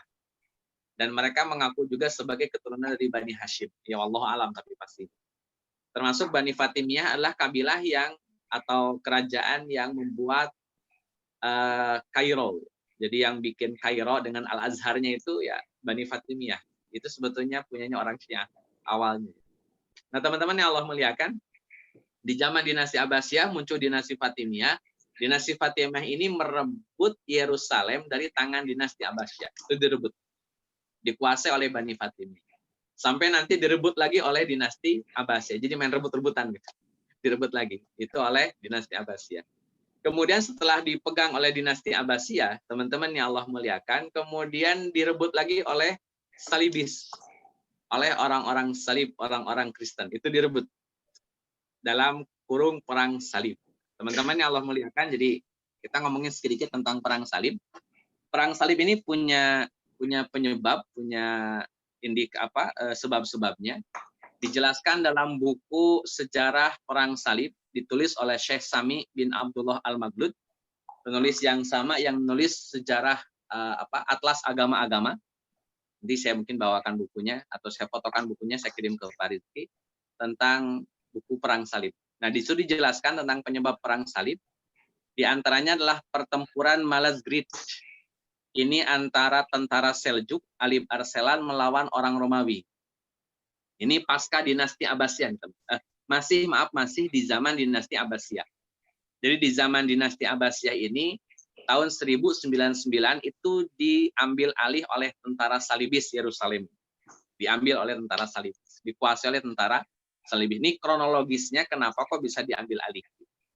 Muncul pertempuran Malazgirt ini antara dinasti Seljuk, orang-orang Turki, Alip Arselan namanya, melawan bangsa Romawi atau Armanus namanya. Ini penjelasan Armanus berapanya, saya singkat saja. Sampai singkat cerita, Armanus ini kalah sama Alip Arselan gitulah. Kalah sama Alip Arselan. Di slide berikutnya itu Alip Arselan sampai nginjek kepalanya Armanus. Tapi gambar ini gambar yang dibuat oleh orang-orang Kristen. Maaf ini. Jadi gambar ini dibuat oleh orang-orang Nasrani yang tidak suka dengan Alip Arselan. Padahal, teman-teman, Alip Arselan tidak memperlakukan Armanus seperti ini. Justru Alip Arselan menghormati Armanus dan membiarkan Armanus hidup, bahkan dibebaskan oleh Alip Arselan supaya Armanus bisa kembali ke Romawi. Bahkan dijelaskan di dalam literatur, ketika Armanus menebus dirinya itu sejumlah uang 1.500.000 dinar. Jadi Armanus menebus dirinya supaya bebas dari kekuatan atau dari penjaranya Alip Arselan, itu membayar 1.500.000, 1.500.000 dinar. Setelah diambil oleh Arselan, itu Armanus dikasih duit 10.000 dinar sebagai bakal pulang ke Romawi. Jadi tetap baik lah. Jadi gambar tadi sebetulnya tidak ada dan tidak pernah terjadi di gambar seperti tadi. Alip Arselan nginjek Armanus ya. Yang ada justru Armanus diberikan tempat yang mulia, walaupun tetap di penjara, tapi tetap dihormati dan dimuliakan. Dan beliau mendapatkan bekal sampai 10.000 dinar dari Alip Arselan. Nah, teman-teman yang Allah muliakan, ini saya singkat. Kesimpulannya, Alip Arselan menjadi penguasa Seljuk dan beliau memiliki hubungan erat dengan lahirnya nanti dinasti Utsmaniyah. Seljuk ini cikal bakal dinasti Utsmaniyah atau Turki Utsmani. Nah, teman-teman yang Allah muliakan, perang Malazgirt ini antara Muslim Seljuk dengan Romawi itu memicu nanti perang salib. Memicu perang salib. Itu disebutkan di dalam bukunya Sami bin Abdullah Al-Maghlud tadi. Jadi memang awalnya ada konfrontasi dan belum berbicara tentang Yerusalem. Awalnya, sekali lagi belum berbicara tentang Yerusalem, tapi konflik antara Muslim dengan Romawi yang kembali terulang ketika di era dinasti Abbasiyah. Di era dinasti Abbasiyah sekali lagi terjadi konflik terulang dengan orang-orang Romawi dan itu salah satu penyebab terjadinya perang salib. Sampai ada seorang pendeta namanya Peter the Hermit. Beliau mengaku telah mendapatkan perlakuan tidak pantas dari kalangan Muslim ketika beliau berziarah ke Yerusalem. Dan laporan ini atau curhatan ini disampaikan oleh Peter the Hermit kepada Paus Urbanus II. Disampaikan kepada Paus, Pausnya diprovokasi, Pausnya dijorokin, sampai akhirnya Paus ini terprovokasi oleh Peter the Hermit. Sampai endingnya, teman-teman yang Allah muliakan, Paus Urbanus II ini keliling dakwah lah dalam tanda petik, mengajak orang-orang Kristen supaya merebut Yerusalem. Kenapa? Ketika Yerusalem direbut oleh orang-orang Muslim atau dikuasai oleh orang-orang Muslim, mereka melakukan intimidasi terhadap orang-orang Kristen. Padahal, teman-teman, apa yang disampaikan oleh Peter the Hermit tidak benar. Nanti ada banyak catatan sejarah lah sebetulnya.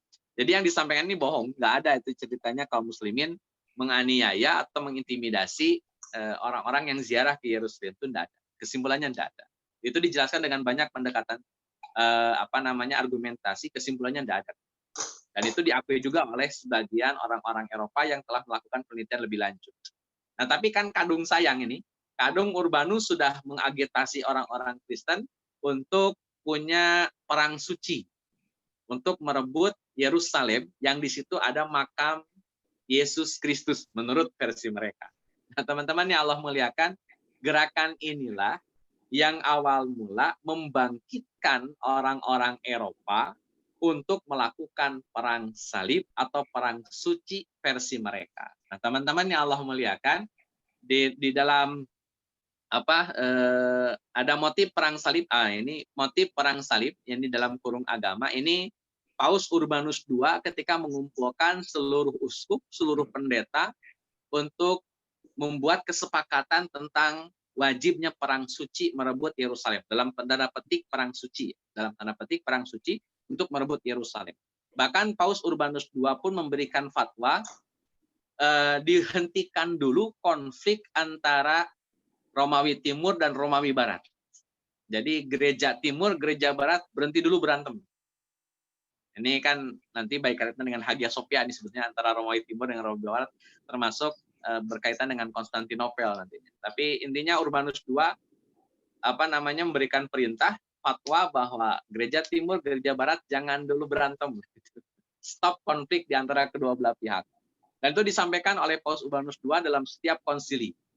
Makanya dikenal nanti di dalam di dalam sejarah sebagai konsili Clermont ya, yang dilakukan di Prancis, dilaksanakan di Prancis, itu langsung dipimpin oleh Paus Urbanus II. Di antara kesimpulannya konflik gereja Timur, gereja Barat berakhir dulu. Kemudian wajib memakai pakaian bergambar salib merah, seringnya muncul di TV. Kemudian berkumpulnya kekuatan Kristen untuk satu tujuan, yakni merebut Yerusalem, dan sebetulnya di balik itu ada kepentingan yang lebih utama. Nanti dijelaskan di yang itu. Nah, teman-teman yang Allah muliakan, ini motif-motif yang lain dalam perang salib. Jadi itu tadi Paus Urbanus II, sentimen agama atas laporan Peter de Hermit, akhirnya bikin kumpulan. Tapi kalau mau jujur-jujuran, selain itu ada beberapa motif terkait dengan perang salib. Ini teman-teman yang Allah muliakan sebagai tambahan, saya kasih gambaran dulu ya. Jadi di Eropa saat itu, ketika sudah Romawi kalah, Persia kalah, kaum muslimin menjadi penguasa dunia saat itu, orang-orang Eropa terjebak dengan kondisi yang, mohon maaf ya, barbar lah begitu. Di antaranya adalah sistem feodal, di mana sistem feodal memiliki ketentuan satu, misalkan adanya pembagian klasifikasi masyarakat dari mulai kaum agamawan sebagai strata tertinggi, kaum satria sebagai strata middle-nya, dan yang paling bawah petani dan rakyat biasa. Agamawan, kesatria, dan rakyat biasa. Dan masing-masing dalam kondisi prihatin. Dijelaskan dalam bukunya Syekh Sami Al-Maghlud ini, orang-orang agamawan itu mereka punya sentimen agama, punya komitmen agama, dan harus ada penyebarluasan agama Kristen, terutama Trinitas. Itu komitmen agamawan. Yang kedua, para kesatria itu mereka punya masalah di keluarga mereka. Kalau mereka punya banyak anak, si bangsawan ini punya banyak anak, kemudian anak-anaknya ini, si bapaknya ini meninggal dunia, maka anak pertamalah yang paling berhak mendapatkan harta warisan. Anak kedua, anak ketiga, anak keempat nggak dapat. Jadi hanya anak pertama saja yang dapat warisan. Anak kedua, anak ketiga yang nggak dapat. Para kesatria akhirnya kan repot. Terutama anak kedua, ketiga, keempat, kelima itu repot mereka. Karena mereka nggak dapat warisan dari bapak mereka. Maka mereka harus mencari kekuasaan dan harta yang baru di luar sana untuk kehidupan mereka. Sebagai anak kedua, anak ketiga, dan anak keempat yang tidak mendapatkan warisan dari bapaknya. Karena warisan diambil alih oleh anak pertama, seluruhnya. Dan ini menimbulkan masalah. Makin banyak kesatria yang statusnya anak kedua, ketiga, keempat, maka makin banyak kebutuhan terhadap kekuasaan dan harta. Yang ketiga, teman-teman yang Allah muliakan, rakyat jelata itu posisinya diintimidasi, diposisikan sebagai hamba sahaya, diporsir kerja rodi, dan mereka tidak mendapatkan penghidupan yang layak. Agamawan punya sentimen agama untuk penyebaran agama Kristen, para kesatria punya kebutuhan harta dan kekuasaan, rakyat jelata butuh kebebasan dari penindasan, dari kehidupan yang tidak layak, dari intimidasi, dari diskriminasi, mereka ingin kebebasan, dan tiga-tiganya ini terjawab dengan perang salib. Tiga-tiganya ini terjawab dengan perang salib. Dengan kumandang perang salib, para agamawan bisa menyebarkan agama Nasrani sampai ke bumi Asia. Sampai diluaskan. Kalau menang dalam perang salib, maka Kristen akan semakin berkuasa di dunia. Itu logika yang dibangun oleh para agamawan. Yang kedua, para kesatria yang ikut terlibat dalam perang salib, kalau menang akan mendapatkan harta dan akan mendapatkan kekuasaan. Itu jelas. Banyak harta rampasan yang bisa diambil ketika ikut dalam perang salib. Dan para rakyat yang diintimidasi, yang didiskriminasi, yang tidak mendapatkan kehidupan yang layak, mereka terbebas sudah kalau ikut perang salib. Lebih baik ikut perang salib sehingga mereka terbebas dari penindasan, terbebas daripada perbudakan, dan mereka bisa bebas sebagai pasukan suci dalam perang salib. Jadi harapan ini terjawab dengan perang salib, sehingga perang salib punya muatan atau motif ekonominya, punya motif politiknya, punya motif penyebaran agama Kristennya. Jadi itu motif-motif yang ada dalam perang salib, dan itu dijelaskan oleh Syekh Syami bin Abdullah Al-Maghlud bahwa motif politik, ekonomi, termasuk motif agama itu menjadi motif-motif yang paling besar dominasinya dalam perang salib. Wallahu a'lam. Ini diantara gambar-gambar yang saya foto dari bukunya Syekh Syami Al-Maghlud. Baik teman-teman yang Allah muliakan, salah itu dulu yang bisa disampaikan. Barangkali ada yang mau ditanyakan, tafadhol. Saya izin sebentar. Jazakumullah khair Ustaz Daniel atas penjelasannya yang tentang terkait sejarah ya, tentang pembebasan Yerusalem dari masa Romawi, dan ternyata memang masa-masanya cukup panjang ya dalam genggaman kaum muslimin itu dari 638 Masehi sampai kurang lebih 1924 ya, sehingga dinasti Utsmaniyah. Baik, terkait pemaparan yang sudah dipaparkan, insya Allah udah ada 2 penanya yang ini. Lanjut langsung aja ke Pak Aldo. Penanya pertama, Pak Aldo. Mas Aldo. Assalamualaikum, Ustaz. Waalaikumsalam. Siapa Aldo? Ustaz. Alhamdulillah khair. Terima kasih atas materi malam ini, Ustaz. Ini jadi ikut perang nih, bayang-bayang. Saya tertarik dengan kisahnya Khalid tadi saat diceritakan. Jadi intinya Khalid ini munculnya itu pada saat Khalifah Abu Bakar ya, Ustaz ya. Kemudian diturunkan pangkatnya ketika Umar naik jadi khalifah gitu. Cuma yang jadi pertanyaan Ustadz, masih bertanya-tanya nih, apakah ada riwayat yang sahih yang menceritakan faktor apa yang menyebabkan Umar menurunkan pangkatnya Khalid, Ustadz? Apakah ada sentimen apalah misalnya, atau memang murni karena kalau yang saya saya dengar itu karena Umar tidak ingin Khalid itu dianggap sebagai di mana ada Khalid di situ ada kemenangan, jadi ada unsur syirik lah gitu, Ustaz. Mungkin gitu aja pertanyaannya. Baik. Pertama gini Pak, sebetulnya sentimen dari Umar bin Khattab radhiyallahu an ya, itu belum bisa dibuktikan secara empirik ya, apakah memang Umar bin Khattab itu sentimen sama Khalid bin Walid atau tidak. Tetapi memang ada beberapa ungkapan Khalid bin Walid yang memang menyinggung Umar bin Khattab. Contoh misalkan, ketika Khalid bin Walid ditugaskan ke Syam, kan tadi itu ada Abu Bakar tuh sudah ngirim pasukan ya, Khalid bin Sa'id dan Uqbah bin Walid bin Uqbah, tetapi kan belum ada perkembangan signifikan.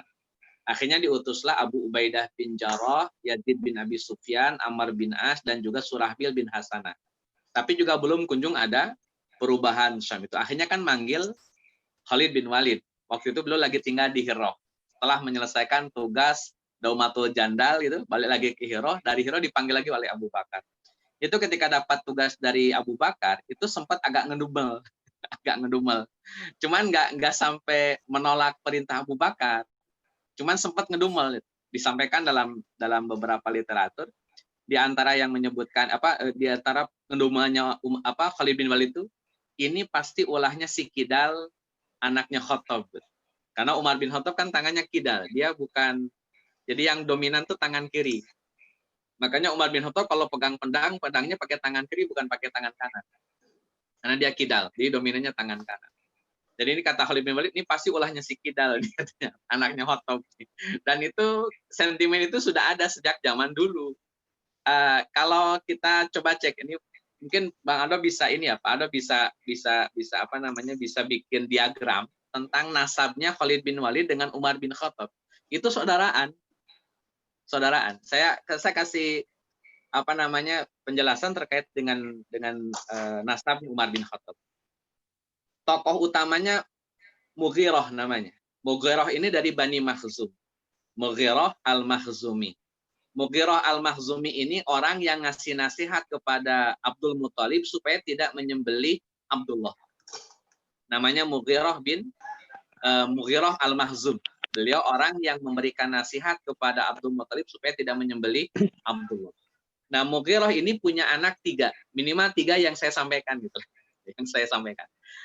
Yang pertama namanya Hisham. Jadi Mughirah punya anak namanya Hisham. Jadi Hisham bin Mughirah.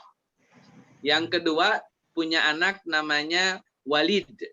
Jadi Walid bin Mughirah. Walid bin Mughirah itu orang yang menjadi pimpinan Darun Nadwah. Jadi pimpinannya Darun Nadwah.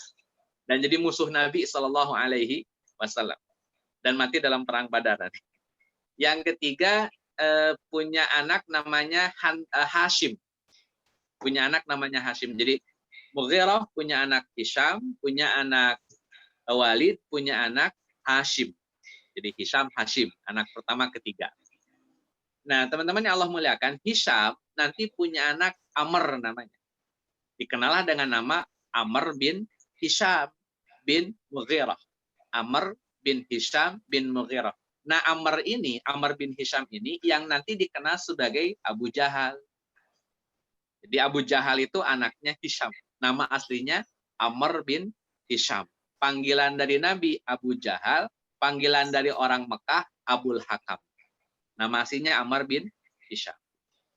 Amr bin Hisham bin Mughirah. Jadi Amr ini, Abu Jahal ini cucunya Mughirah.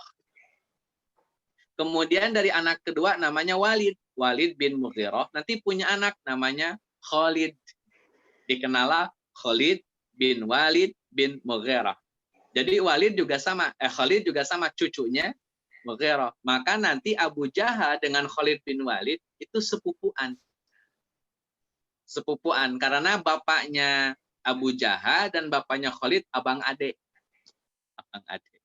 Kemudian teman-teman yang Allah muliakan, Mughirah punya anak kan Hashim. Anak ketiganya kan Hashim. Nah, Hashim ini punya anak perempuan namanya Hantamah. Berarti Hantamah, Khalid bin Walid, dan Amr bin Hisham itu sepupuan semua. Ada anak perempuan namanya Hantamah.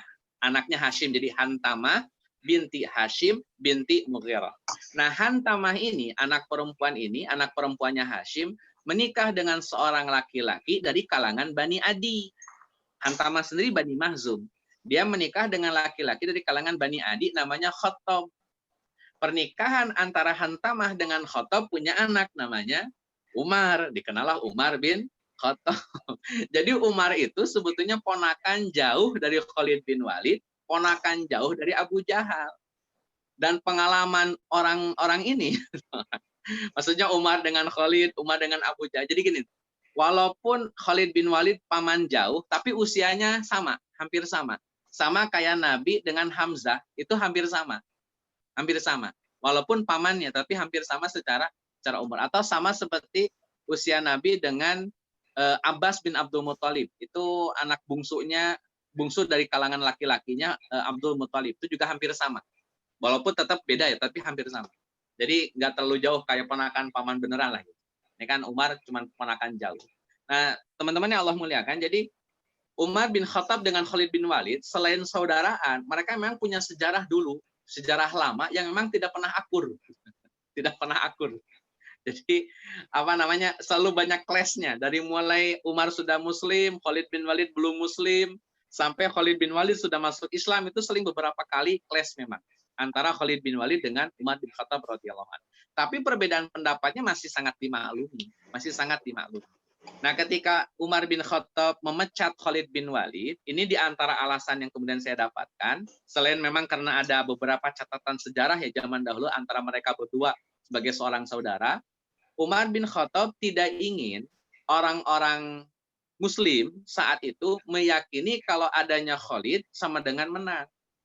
Kalau itu terus-terusan terulang, terus-terusan terjadi, dan itu menjadi keyakinan kaum muslimin, itu berbahaya terhadap akidah kaum muslimin. Jangan sampai kaum muslimin meyakini kalau Khalid sudah datang, pasti menang. Kenapa? Karena yang memberikan kemenangan bukan Khalid. Yang ngasih kemenangan adalah Allah. Cuman melalui tangan-tangan manusia, diantaranya Khalid bin Walid. Yang salah itu adalah, yang dikhawatirkan oleh Umar bin Khattab adalah khawatir ada anggapan kalau Khalid sebagai penyebab kemenangan kaum muslim. Karena kemenangan tetap datangnya dari Allah Azza wa Jalla, bukan dari siapapun, bukan dari Khalid atau dari manapun. Maka dipecatnya Khalid bin Walid radhiyallahu an dalam rangka menghilangkan keyakinan orang-orang muslim yang saat itu ikut dalam perang Yarmuk, supaya tidak meyakini kalau penyebab kemenangan adalah Khalid bin Walid. Jadi yang dilakukan oleh Umar bin Khattab adalah penyelamatan akidah terhadap akidahnya kaum muslimin yang dikhawatirkan menjadi bergeser gara-gara meyakini Khalid bin Walid sebagai penyebab kemenangan. Itu alasan Umar bin Khattab. Dan Khalid menerima, walaupun memang ada sejarah, memang dua orang ini nggak pernah akur, jarang akur. Dan itu masyhur, diketahui oleh masyarakat, oleh para ulama sejarah, bahwa memang dua orang ini nggak pernah akur. Tapi hubungan muslimnya tetap baik, tetap baik. Jadi tidak sampai pada permusuhan yang beneran lah, sampai perang atau sampai saling mencela, itu nggak ada. Hanya ya saling-saling ngedumel lah. Kata Khalid, ini pasti gara-gara si Kidal. Itu kan ungkapan kesel sebenarnya, bukan ungkapan celaan. Ini pasti si Kidan yang ngurusin begini nih, sampai manggil-manggil saya. Tapi tetap patuh, Khalid bin Walid tetap patuh, tidak menolak perintah Abu Bakar, hanya sedikit ngedumel. Jadi kalau dicari alasan, yang saya ketahui, alasan Umar bin Khattab memecat Khalid bin Walid adalah disebabkan supaya masyarakat muslim tidak meyakini bahwa penyebab kemenangan adalah Khalid bin Walid. Dan ini urusan akidah. Harus diyakini bahwa penyebab kemenangan adalah Allah Azza wa Jalla. Siapapun panglimanya tidak pernah berpengaruh. Kalau memang Allah sudah izinkan menang, pasti menang. Sedangkan Khalid bin Walid dari mulai ekspansi ke Irak itu tidak pernah kalah. Datang ke Daumatul Janda tidak pernah kalah. Balik lagi ke Irak tidak pernah kalah. Dan ini jadi momen yang mengkhawatirkan bagi Umar bin Khattab. Bukan syirik, bukan kedengkian, tapi dalam rangka menyelamatkan akidah muslim. Supaya tidak meyakini bahwa penyebab kemenangan adalah Khalid bin Walid. Hanya itu yang bisa disampaikan. Di luar itu Allahu a'lam. Mereka manusia biasa, sangat mungkin ada hal-hal yang mungkin tidak enak di hati, tapi saya rasa itu yang paling aman. Paling aman untuk disampaikan gitu. Allahu a'lam. Cukup jelas, Mas Aldo? Cukup, sangat jelas. Jazakallahu khairan, Ustaz dan Akhi Irfan. Baik, selanjutnya dari Pak Budi Harsono. Pak Budi mungkin tafadhol. Baik. Terima kasih Pak Irfan. Assalamualaikum Pak Ustadz. Waalaikumsalam. Tadi disebut Pak Ustadz bahwa dalam konteks peperangan itu ada perspektif ekonomi dan politiknya Pak Ustadz.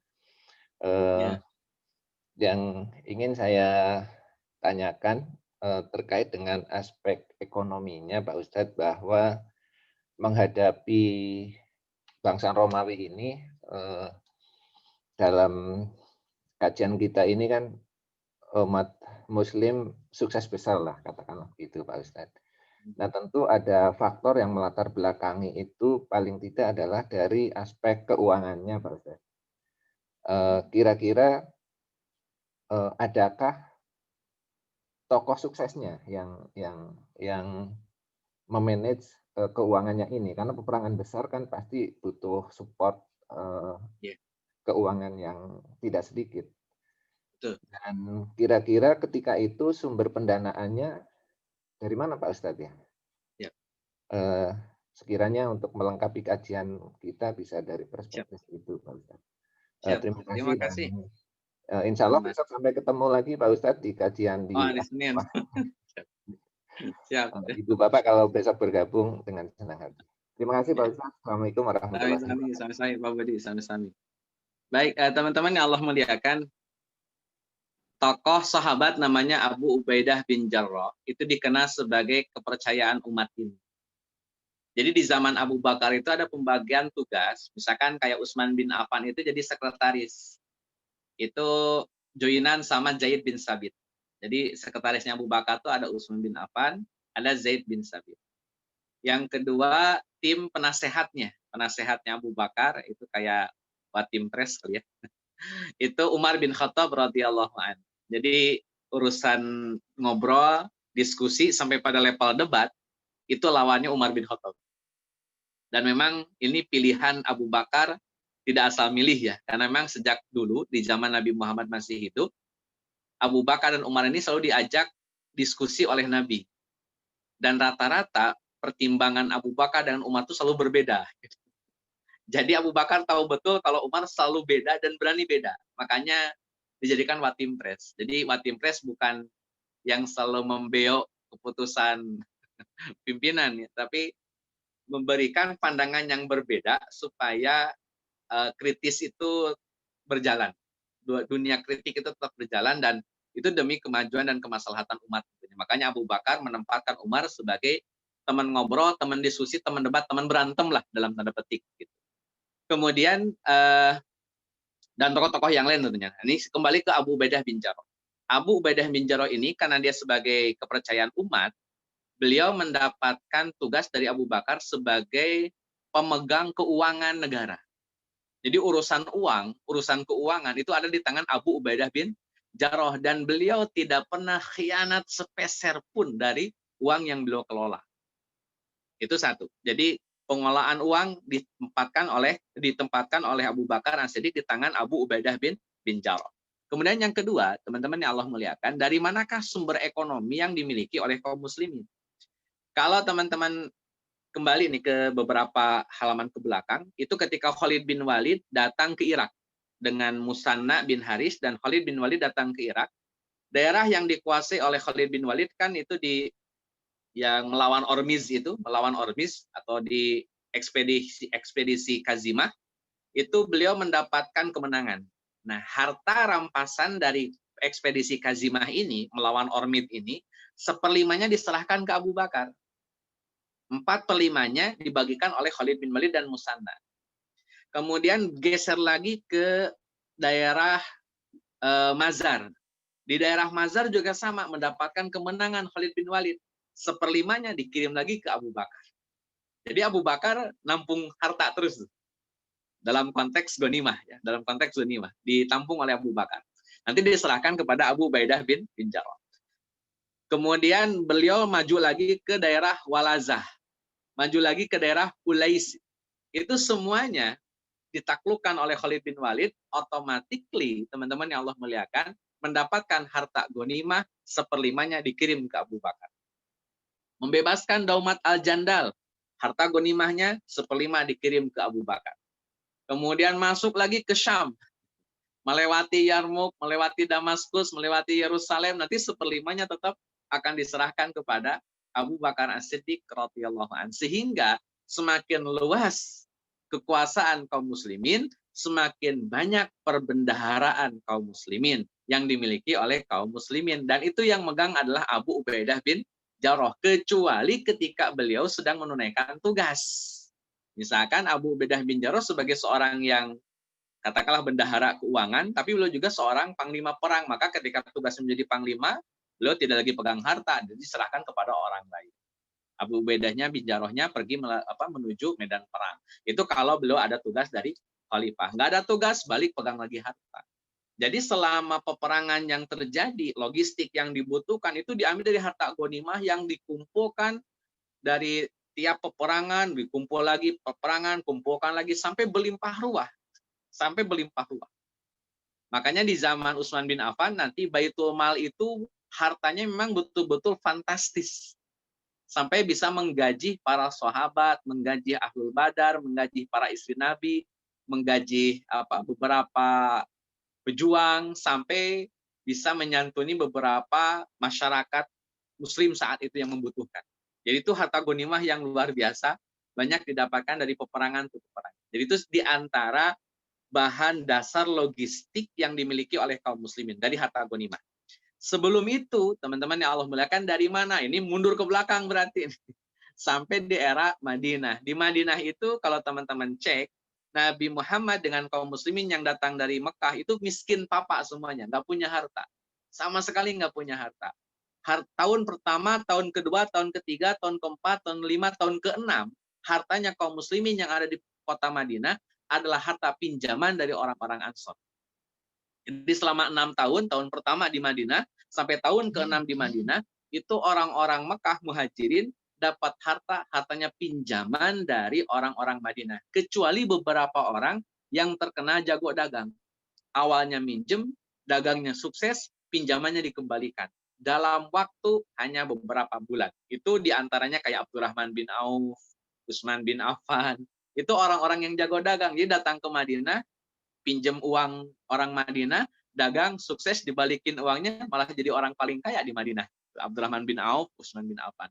Tapi yang lain umumnya, mereka sampai tahun ke-6 masih dapat dana pinjaman dari orang-orang Ansor. Sampai teman-teman yang Allah muliakan, terjadilah perang Khaybar di tahun ke-7 Hijriah.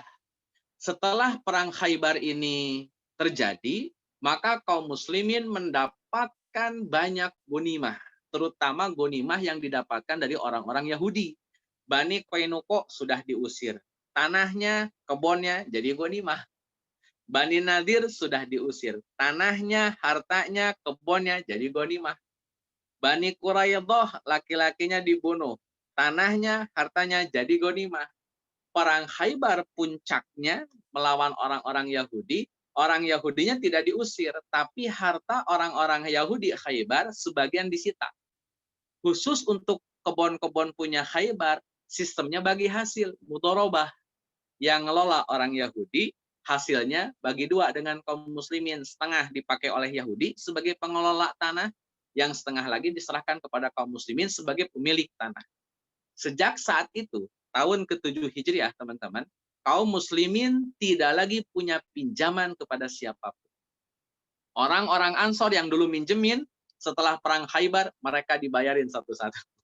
Nih saya bayar lunas semuanya. Maka sejak perang Khaybar, banyak para sahabat berkomentar, demi Allah tidak pernah saya makan nikmat kecuali setelah perang Khaybar. Karena saking banyaknya harta yang dimiliki oleh kaum muslimin. Itu modal awalnya. Dana harta yang didapatkan dari Khaybar. Itu modal awal. Dari situ setiap perang menang dapat ghanimah. Setiap perang menang dapat ghanimah. Setelah itu, setelah tahun ke-7 itu, setiap perang menang dapat ghanimah. Sampai ya era Abu Bakar, era Umar, ya teman-teman bisa ngitung berapa kali perang dari mulai Nabi Muhammad perang Khaybar tahun ke-7 sampai di zaman Umar bin Khattab radhiyallahu an, berapa kali perang? Berapa kali menang? Berapa ghanimah yang dikumpulkan, kan banyak. Dan itu menjadi harta yang berlimpah ruah yang dimiliki oleh kaum muslimin. Sampai nanti puncaknya di zaman Utsman, di zaman Ali, sampai dinasti Umayyah, Abbasiyah, Turki Utsmaniyah, banyak. Makin banyak kekuasaan kaum muslimin berbanding lurus dengan semakin banyaknya harta yang dimiliki oleh kaum muslimin. Makanya Nabi SAW pernah mewanti-wanti, kata Nabi, saya tidak pernah mengkhawatirkan kalian hidup fakir, kata Nabi. Yang saya khawatirkan kalau kalian hidupnya kaya raya. Kenapa? Karena harta yang bergelimang nanti dimiliki oleh kaum muslimin itu menjadi salah satu penyebab kemunduran umat Islam saat itu. Karena ada masalah disorientasi yang dimiliki oleh kaum muslimin terkait dengan harta. Bukan tidak boleh kayanya, tapi tidak boleh disorientasi dalam memahami kekayaan. Itu yang jadi masalah di zaman dahulu pasca Nabi Muhammad SAW wafat, sehingga ya kaum musliminnya sekarang tidak bisa maju-maju karena ada disorientasi. Nah, ini kembali ke pertanyaan, jadi dari mana sumber logistiknya?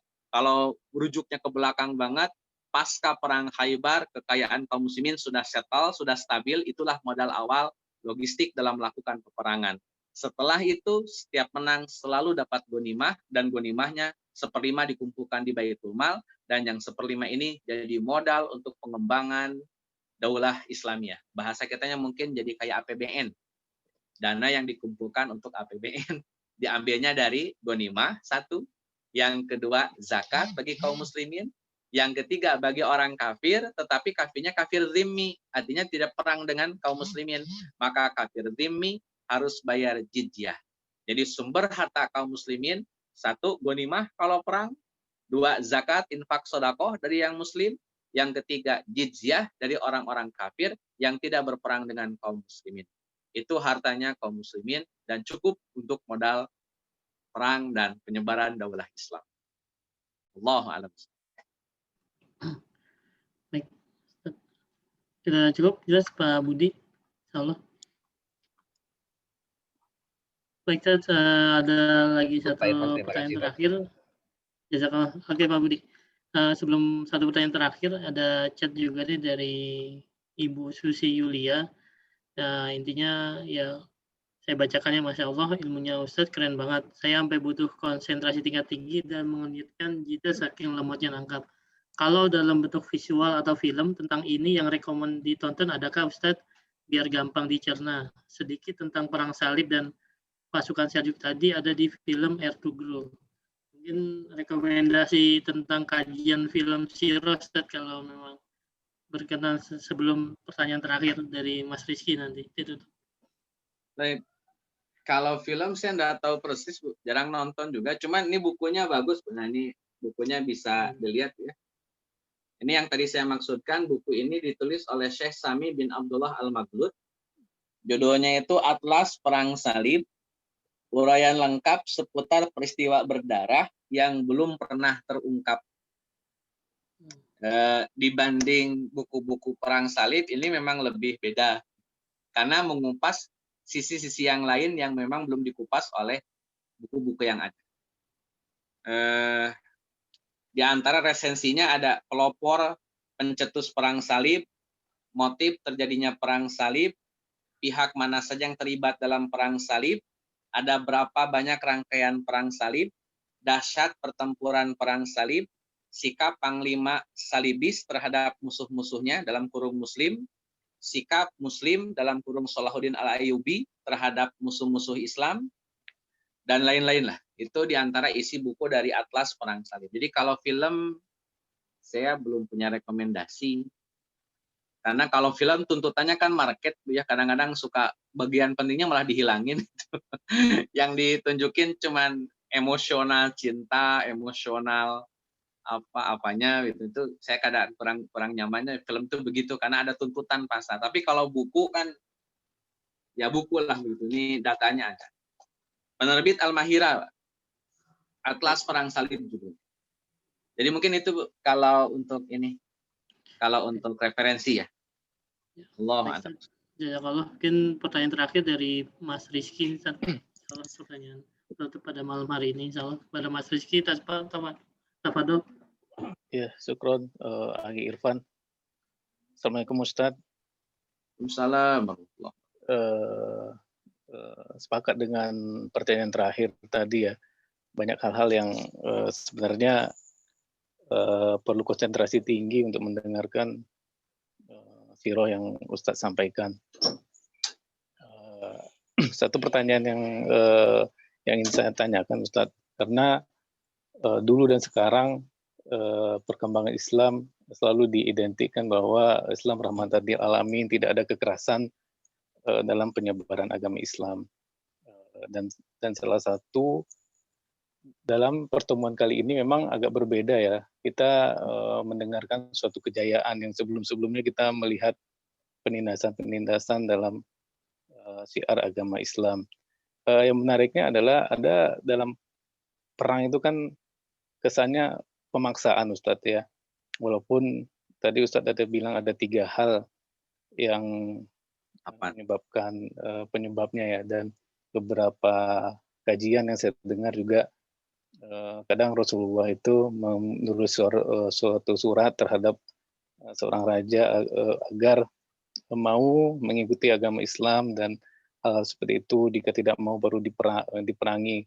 Tapi kan itu simplifikasi kelihatannya Ustadz ya. Masa hanya surat terima, dan agak kurang dramatis juga tadi masalah Yerusalem gitu. Tiba-tiba uskupnya dengan legowo, kalau saya kelihatannya secara legowo untuk menyerahkan Yerusalem begitu aja gitu. Padahal kita dengar kajian-kajian sebelumnya sampai sepertiga dibunuh, sepertiga diusir, seperti ya, hal-hal itu gitu. Ya balik lagi konteks rahmatan lil alamin ya. Apakah pernah dalam menyebarkan agama Islam itu apakah benar korelasi bahwa menyebarkan agama Islam itu dengan berperang ya Ustadz? Dan konteks-konteks sekarang dalam kehidupan juga memang ada stigma tersendiri bahwa ya, tidak boleh menyebarkan Islam dengan berperang, dengan kekerasan, mengingatkan sesama Muslim atau non Muslim pun harus dengan kebaikan. Tapi kan di sisi lain ada sesuatu hal yang mungkin agak membingungkan juga. Mungkin Ustadz bisa melihat pertanyaan itu. Intinya seperti itu, Ustadz. Seperti apa yang terjadi, alasan apa bahwa sebenarnya perang itu bukan sesuatu yang dalam konteks pemaksaan dan hal-hal lainnya. Itu aja Ustadz, mudah-mudahan bisa dipahami pertanyaannya. Syukron. Terima kasih Pak Rizky. Pertama gini, Pak, ada beberapa konteks ya yang diperangi oleh kaum muslimin. Bukan konteks, mungkin keadaan. Beberapa kondisi atau keadaan yang diperangi oleh kaum muslimin. Yang pertama, bangsa yang memang betulan menolak mereka. Jadi bangsa ini memang secara hakikatan menolak. Kayak misalkan Romawi itu jelas menolak. Dan dia punya kemampuan, punya superioritas, punya kekuatan, punya kekuasaan. Jadi kalau diajak masuk Islam kan ada ego mungkin yang dilawan, ada gengsi yang dilawan. Jadi memang betul-betul mereka menolak sebagai sebuah bangsa besar dan adidaya saat itu. Ini keadaan pertama. Dan untuk menghadapi mereka mau tidak mau memang harus perang. Kalau diajak tidak mau, ya mau tidak mau harus perang karena mereka punya ego, mereka punya superioritas sehingga hal itu perlu dilawan. Dan cara melawannya ya dengan perang. Makanya ada dalam ungkapan sombong kepada orang yang sombong kan sodakoh gitu. Ini masalahnya bangsa yang dihadapi gak ada kecintaan, tidak ada kecenderungan, tidak ada penghormatan terhadap yang muslim. Mereka sebagai penguasa adidaya, punya gengsi, punya rasa pede, punya kesombongan yang mau tidak mau harus dilawan. Membuktikan bahwa mereka sombongnya itu salah, membuktikan bahwa gengsi mereka itu salah, membuktikan bahwa superioritas mereka itu salah, ya harus dengan perang. Pembuktian akhirnya. Tidak lagi dalam bicara diskusi atau argumentasi lagi, tapi memang harus dibuktikan dengan perang. Kalau orang Romawi merasa dirinya sebagai penguasa yang adidaya, punya superioritas yang sangat tinggi, ya buktikan di medan perang. Buktinya ketika perang kocar-kacir, ya. Artinya sehebat apapun kekuasaan Romawi, tetap ya manusia biasa dan dibuktikan oleh kaum muslimin. Dan cara untuk mengingatnya dengan cara perang. Saya rasa nggak ada cara yang lain. Kalau untuk keadaan yang pertama. Kalau keadaan yang kedua, kayak misalkan Yerusalem. Yerusalem ini kan bukan orang Romawi. Yerusalem ini adalah kota yang dimiliki oleh Bani Israel yang saat itu dijajah oleh bangsa Romawi. Yang diserang oleh kaum muslimin bukan Bani Israel. Yang diserang oleh kaum muslimin bukan Yerusalemnya. Yang diserang oleh kaum muslimin adalah orang Romawi yang ada di Yerusalem. Yang tadi prolog saya yang kurang pas. Jadi orang-orang Romawi ada di Yerusalem. Orang-orang Romawi ada di Damaskus. Orang-orang Romawi menguasai Syam secara umum. Maka yang diserang oleh kaum muslimin bukan Yerusalemnya. Bukan Bani Israelnya, bukan pengikut agama Nabi Isa-nya, tetapi orang-orang Romawi yang ada di situ, yang menguasai di situ, yang menjajah di situ. Jadi kalau dilihat nanti, ini persis kayak orang-orang Nasrani yang ada di Konstantinopel. Ini sama persis, Pak. Mungkin nanti kapan-kapan, atau saya share saja lah materi tentang Hagia Sophia ketika dikuasai oleh Sultan Muhammad Al-Fatih. Jadi, saya singkat dulu ini saya sampaikan dulu di Hagia. Jadi orang-orang Konstantinopel itu ketika didatangi oleh Sultan Muhammad Al-Fatih, mereka suka berdoa Di antara doanya adalah daripada kami dijajah oleh orang-orang Kaisar Romawi, Konstantin itu, Romawi itu, maka lebih baik kami dikuasai atau dijajah oleh kaum muslimin. Kenapa? Karena kaum muslimin jauh lebih manusiawi, bisa menempatkan kami sebagai seorang manusia yang sewajarnya. Dan itu nanti dibuktikan juga di zaman Turki Utsmani, di zaman Sultan Sulaiman I. Di zaman Sultan Sulaiman I pun sama. Orang-orang Kristen, bahkan mereka bikin kayak komunitas millet namanya. Tulisannya millet, Pak, tapi baca Turkinya saya nggak tahu. Jadi tulisannya millet. Millet ini komunitas-komunitas kecil. Di situ ada orang Kristen, di situ ada orang Yahudi, di situ ada berbagai macam agama. Dan oleh Sultan Sulaiman I, mereka semua punya hak untuk menjalankan agama mereka, menjalankan tradisi mereka, tanpa ada yang ganggu. Kalau ada yang ganggu, urusnya dengan sultan. Kalau yang muslim ganggu, urusnya dengan sultan. Jadi, kalau yang keadaan dihadapi oleh kaum muslimin adalah orang-orang yang terjajah, maka yang terjajah ini tidak akan diperangi, Pak. Justru yang menjajah yang diperangi. Kemudian contoh yang lain, ketika penguasaan Spanyol. Penguasaan Spanyol juga sama. Jadi rakyat Spanyol saat itu sedang dikuasai oleh raja yang zalim, raja yang kejam. Datangnya Tariq bin Ziyad, datang ke situ, itu untuk membebaskan rakyat Spanyol dari penjajahan. Waktu itu namanya ini ya, Cordoba, Andalusia saat itu namanya. Jadi rakyat Andalusia, itu mereka dijajah oleh rajanya saat itu yang zalim dan berlaku aniaya. Datangnya Tariq bin Ziyad, itu membebaskan rakyat dari si raja. Dan untuk keadaan yang kedua ini rata-rata rakyat lebih suka didatangi kaum muslimin. Nah, data ini yang jarang disampaikan oleh para pakar sejarah terutama orientalis. Kesannya kalau kaum muslimin datang ke satu daerah itu perang saja. Padahal ada dua keadaan. Kalau datang ke Yerusalem itu dalam rangka membebaskan Yerusalem dari jajahan Romawi. Jadi yang diperangi siapa? Romawinya. Bani Israel tidak diperangi, tidak, selama Bani Israel tidak membela Romawi. Ya kalau Bani Israelnya dukung Romawi, bela-belain Romawi, ada di pasukan Romawi yang mau nggak mau harus diperangi juga kan, karena mengangkat senjata. Tapi kalau Bani Israelnya berafiliasi kepada Muslim, kemudian diam sajalah, tidak usah terlibat dalam peperangan. Kalau mau, kalau tidak mau terlibat, diam saja, tidak usah terlibat dalam peperangan, biar Muslim berhadapan dengan Romawi. Nah, uskup yang menguasai Yerusalem itu kan dekatnya dengan kaisar-kaisar Romawi, sehingga beliau harus memilih kan, saya harus ikut Romawi melawan kaum muslimin atau diam saja, tidak usah melakukan perlawanan.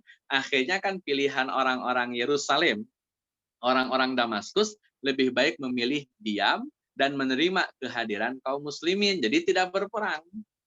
Tidak berperang. Jadi nggak ada peperangan yang berarti lah begitu, tidak seperti perang Yarmuk dengan antara Damaskus Yerusalem dengan kaum muslimin. Jadi nggak ada peperangan. Karena memang mereka lebih baik dikuasai oleh kaum muslimin daripada dikuasai oleh bangsa Romawi.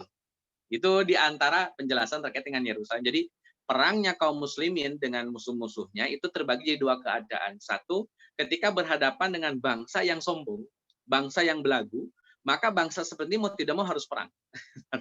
Bangsa Romawi, Persia, kenapa harus perang? Karena mereka punya superioritas, punya kesombongan yang itu harus dikalahkan. Cara mengalahkannya dengan cara apa? Perang. Kalau pemimpin mereka disembelih, pemimpin mereka dibunuh, kan bikin kicep orang-orang Persia dan Romawi gitu. Nah, adapun ketika pembebasan Yerusalem, pembebasan Syam, pembebasan Damaskus, kaum-kaum yang ada di tempat-tempat tersebut sebetulnya menginginkan dikuasai oleh kaum muslimin. Nah, data ini dari mana? Data ini didapatkan ketika kaum muslimin datang, kebanyakan orang-orang Nasrani saat itu justru menerima kaum muslimin, tidak melawan kaum muslimin.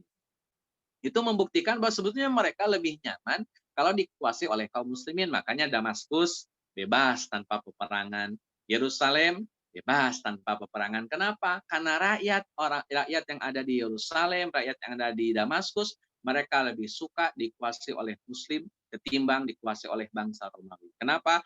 Orang Romawi memperlakukan Bani Israel tidak dalam posisi yang setara.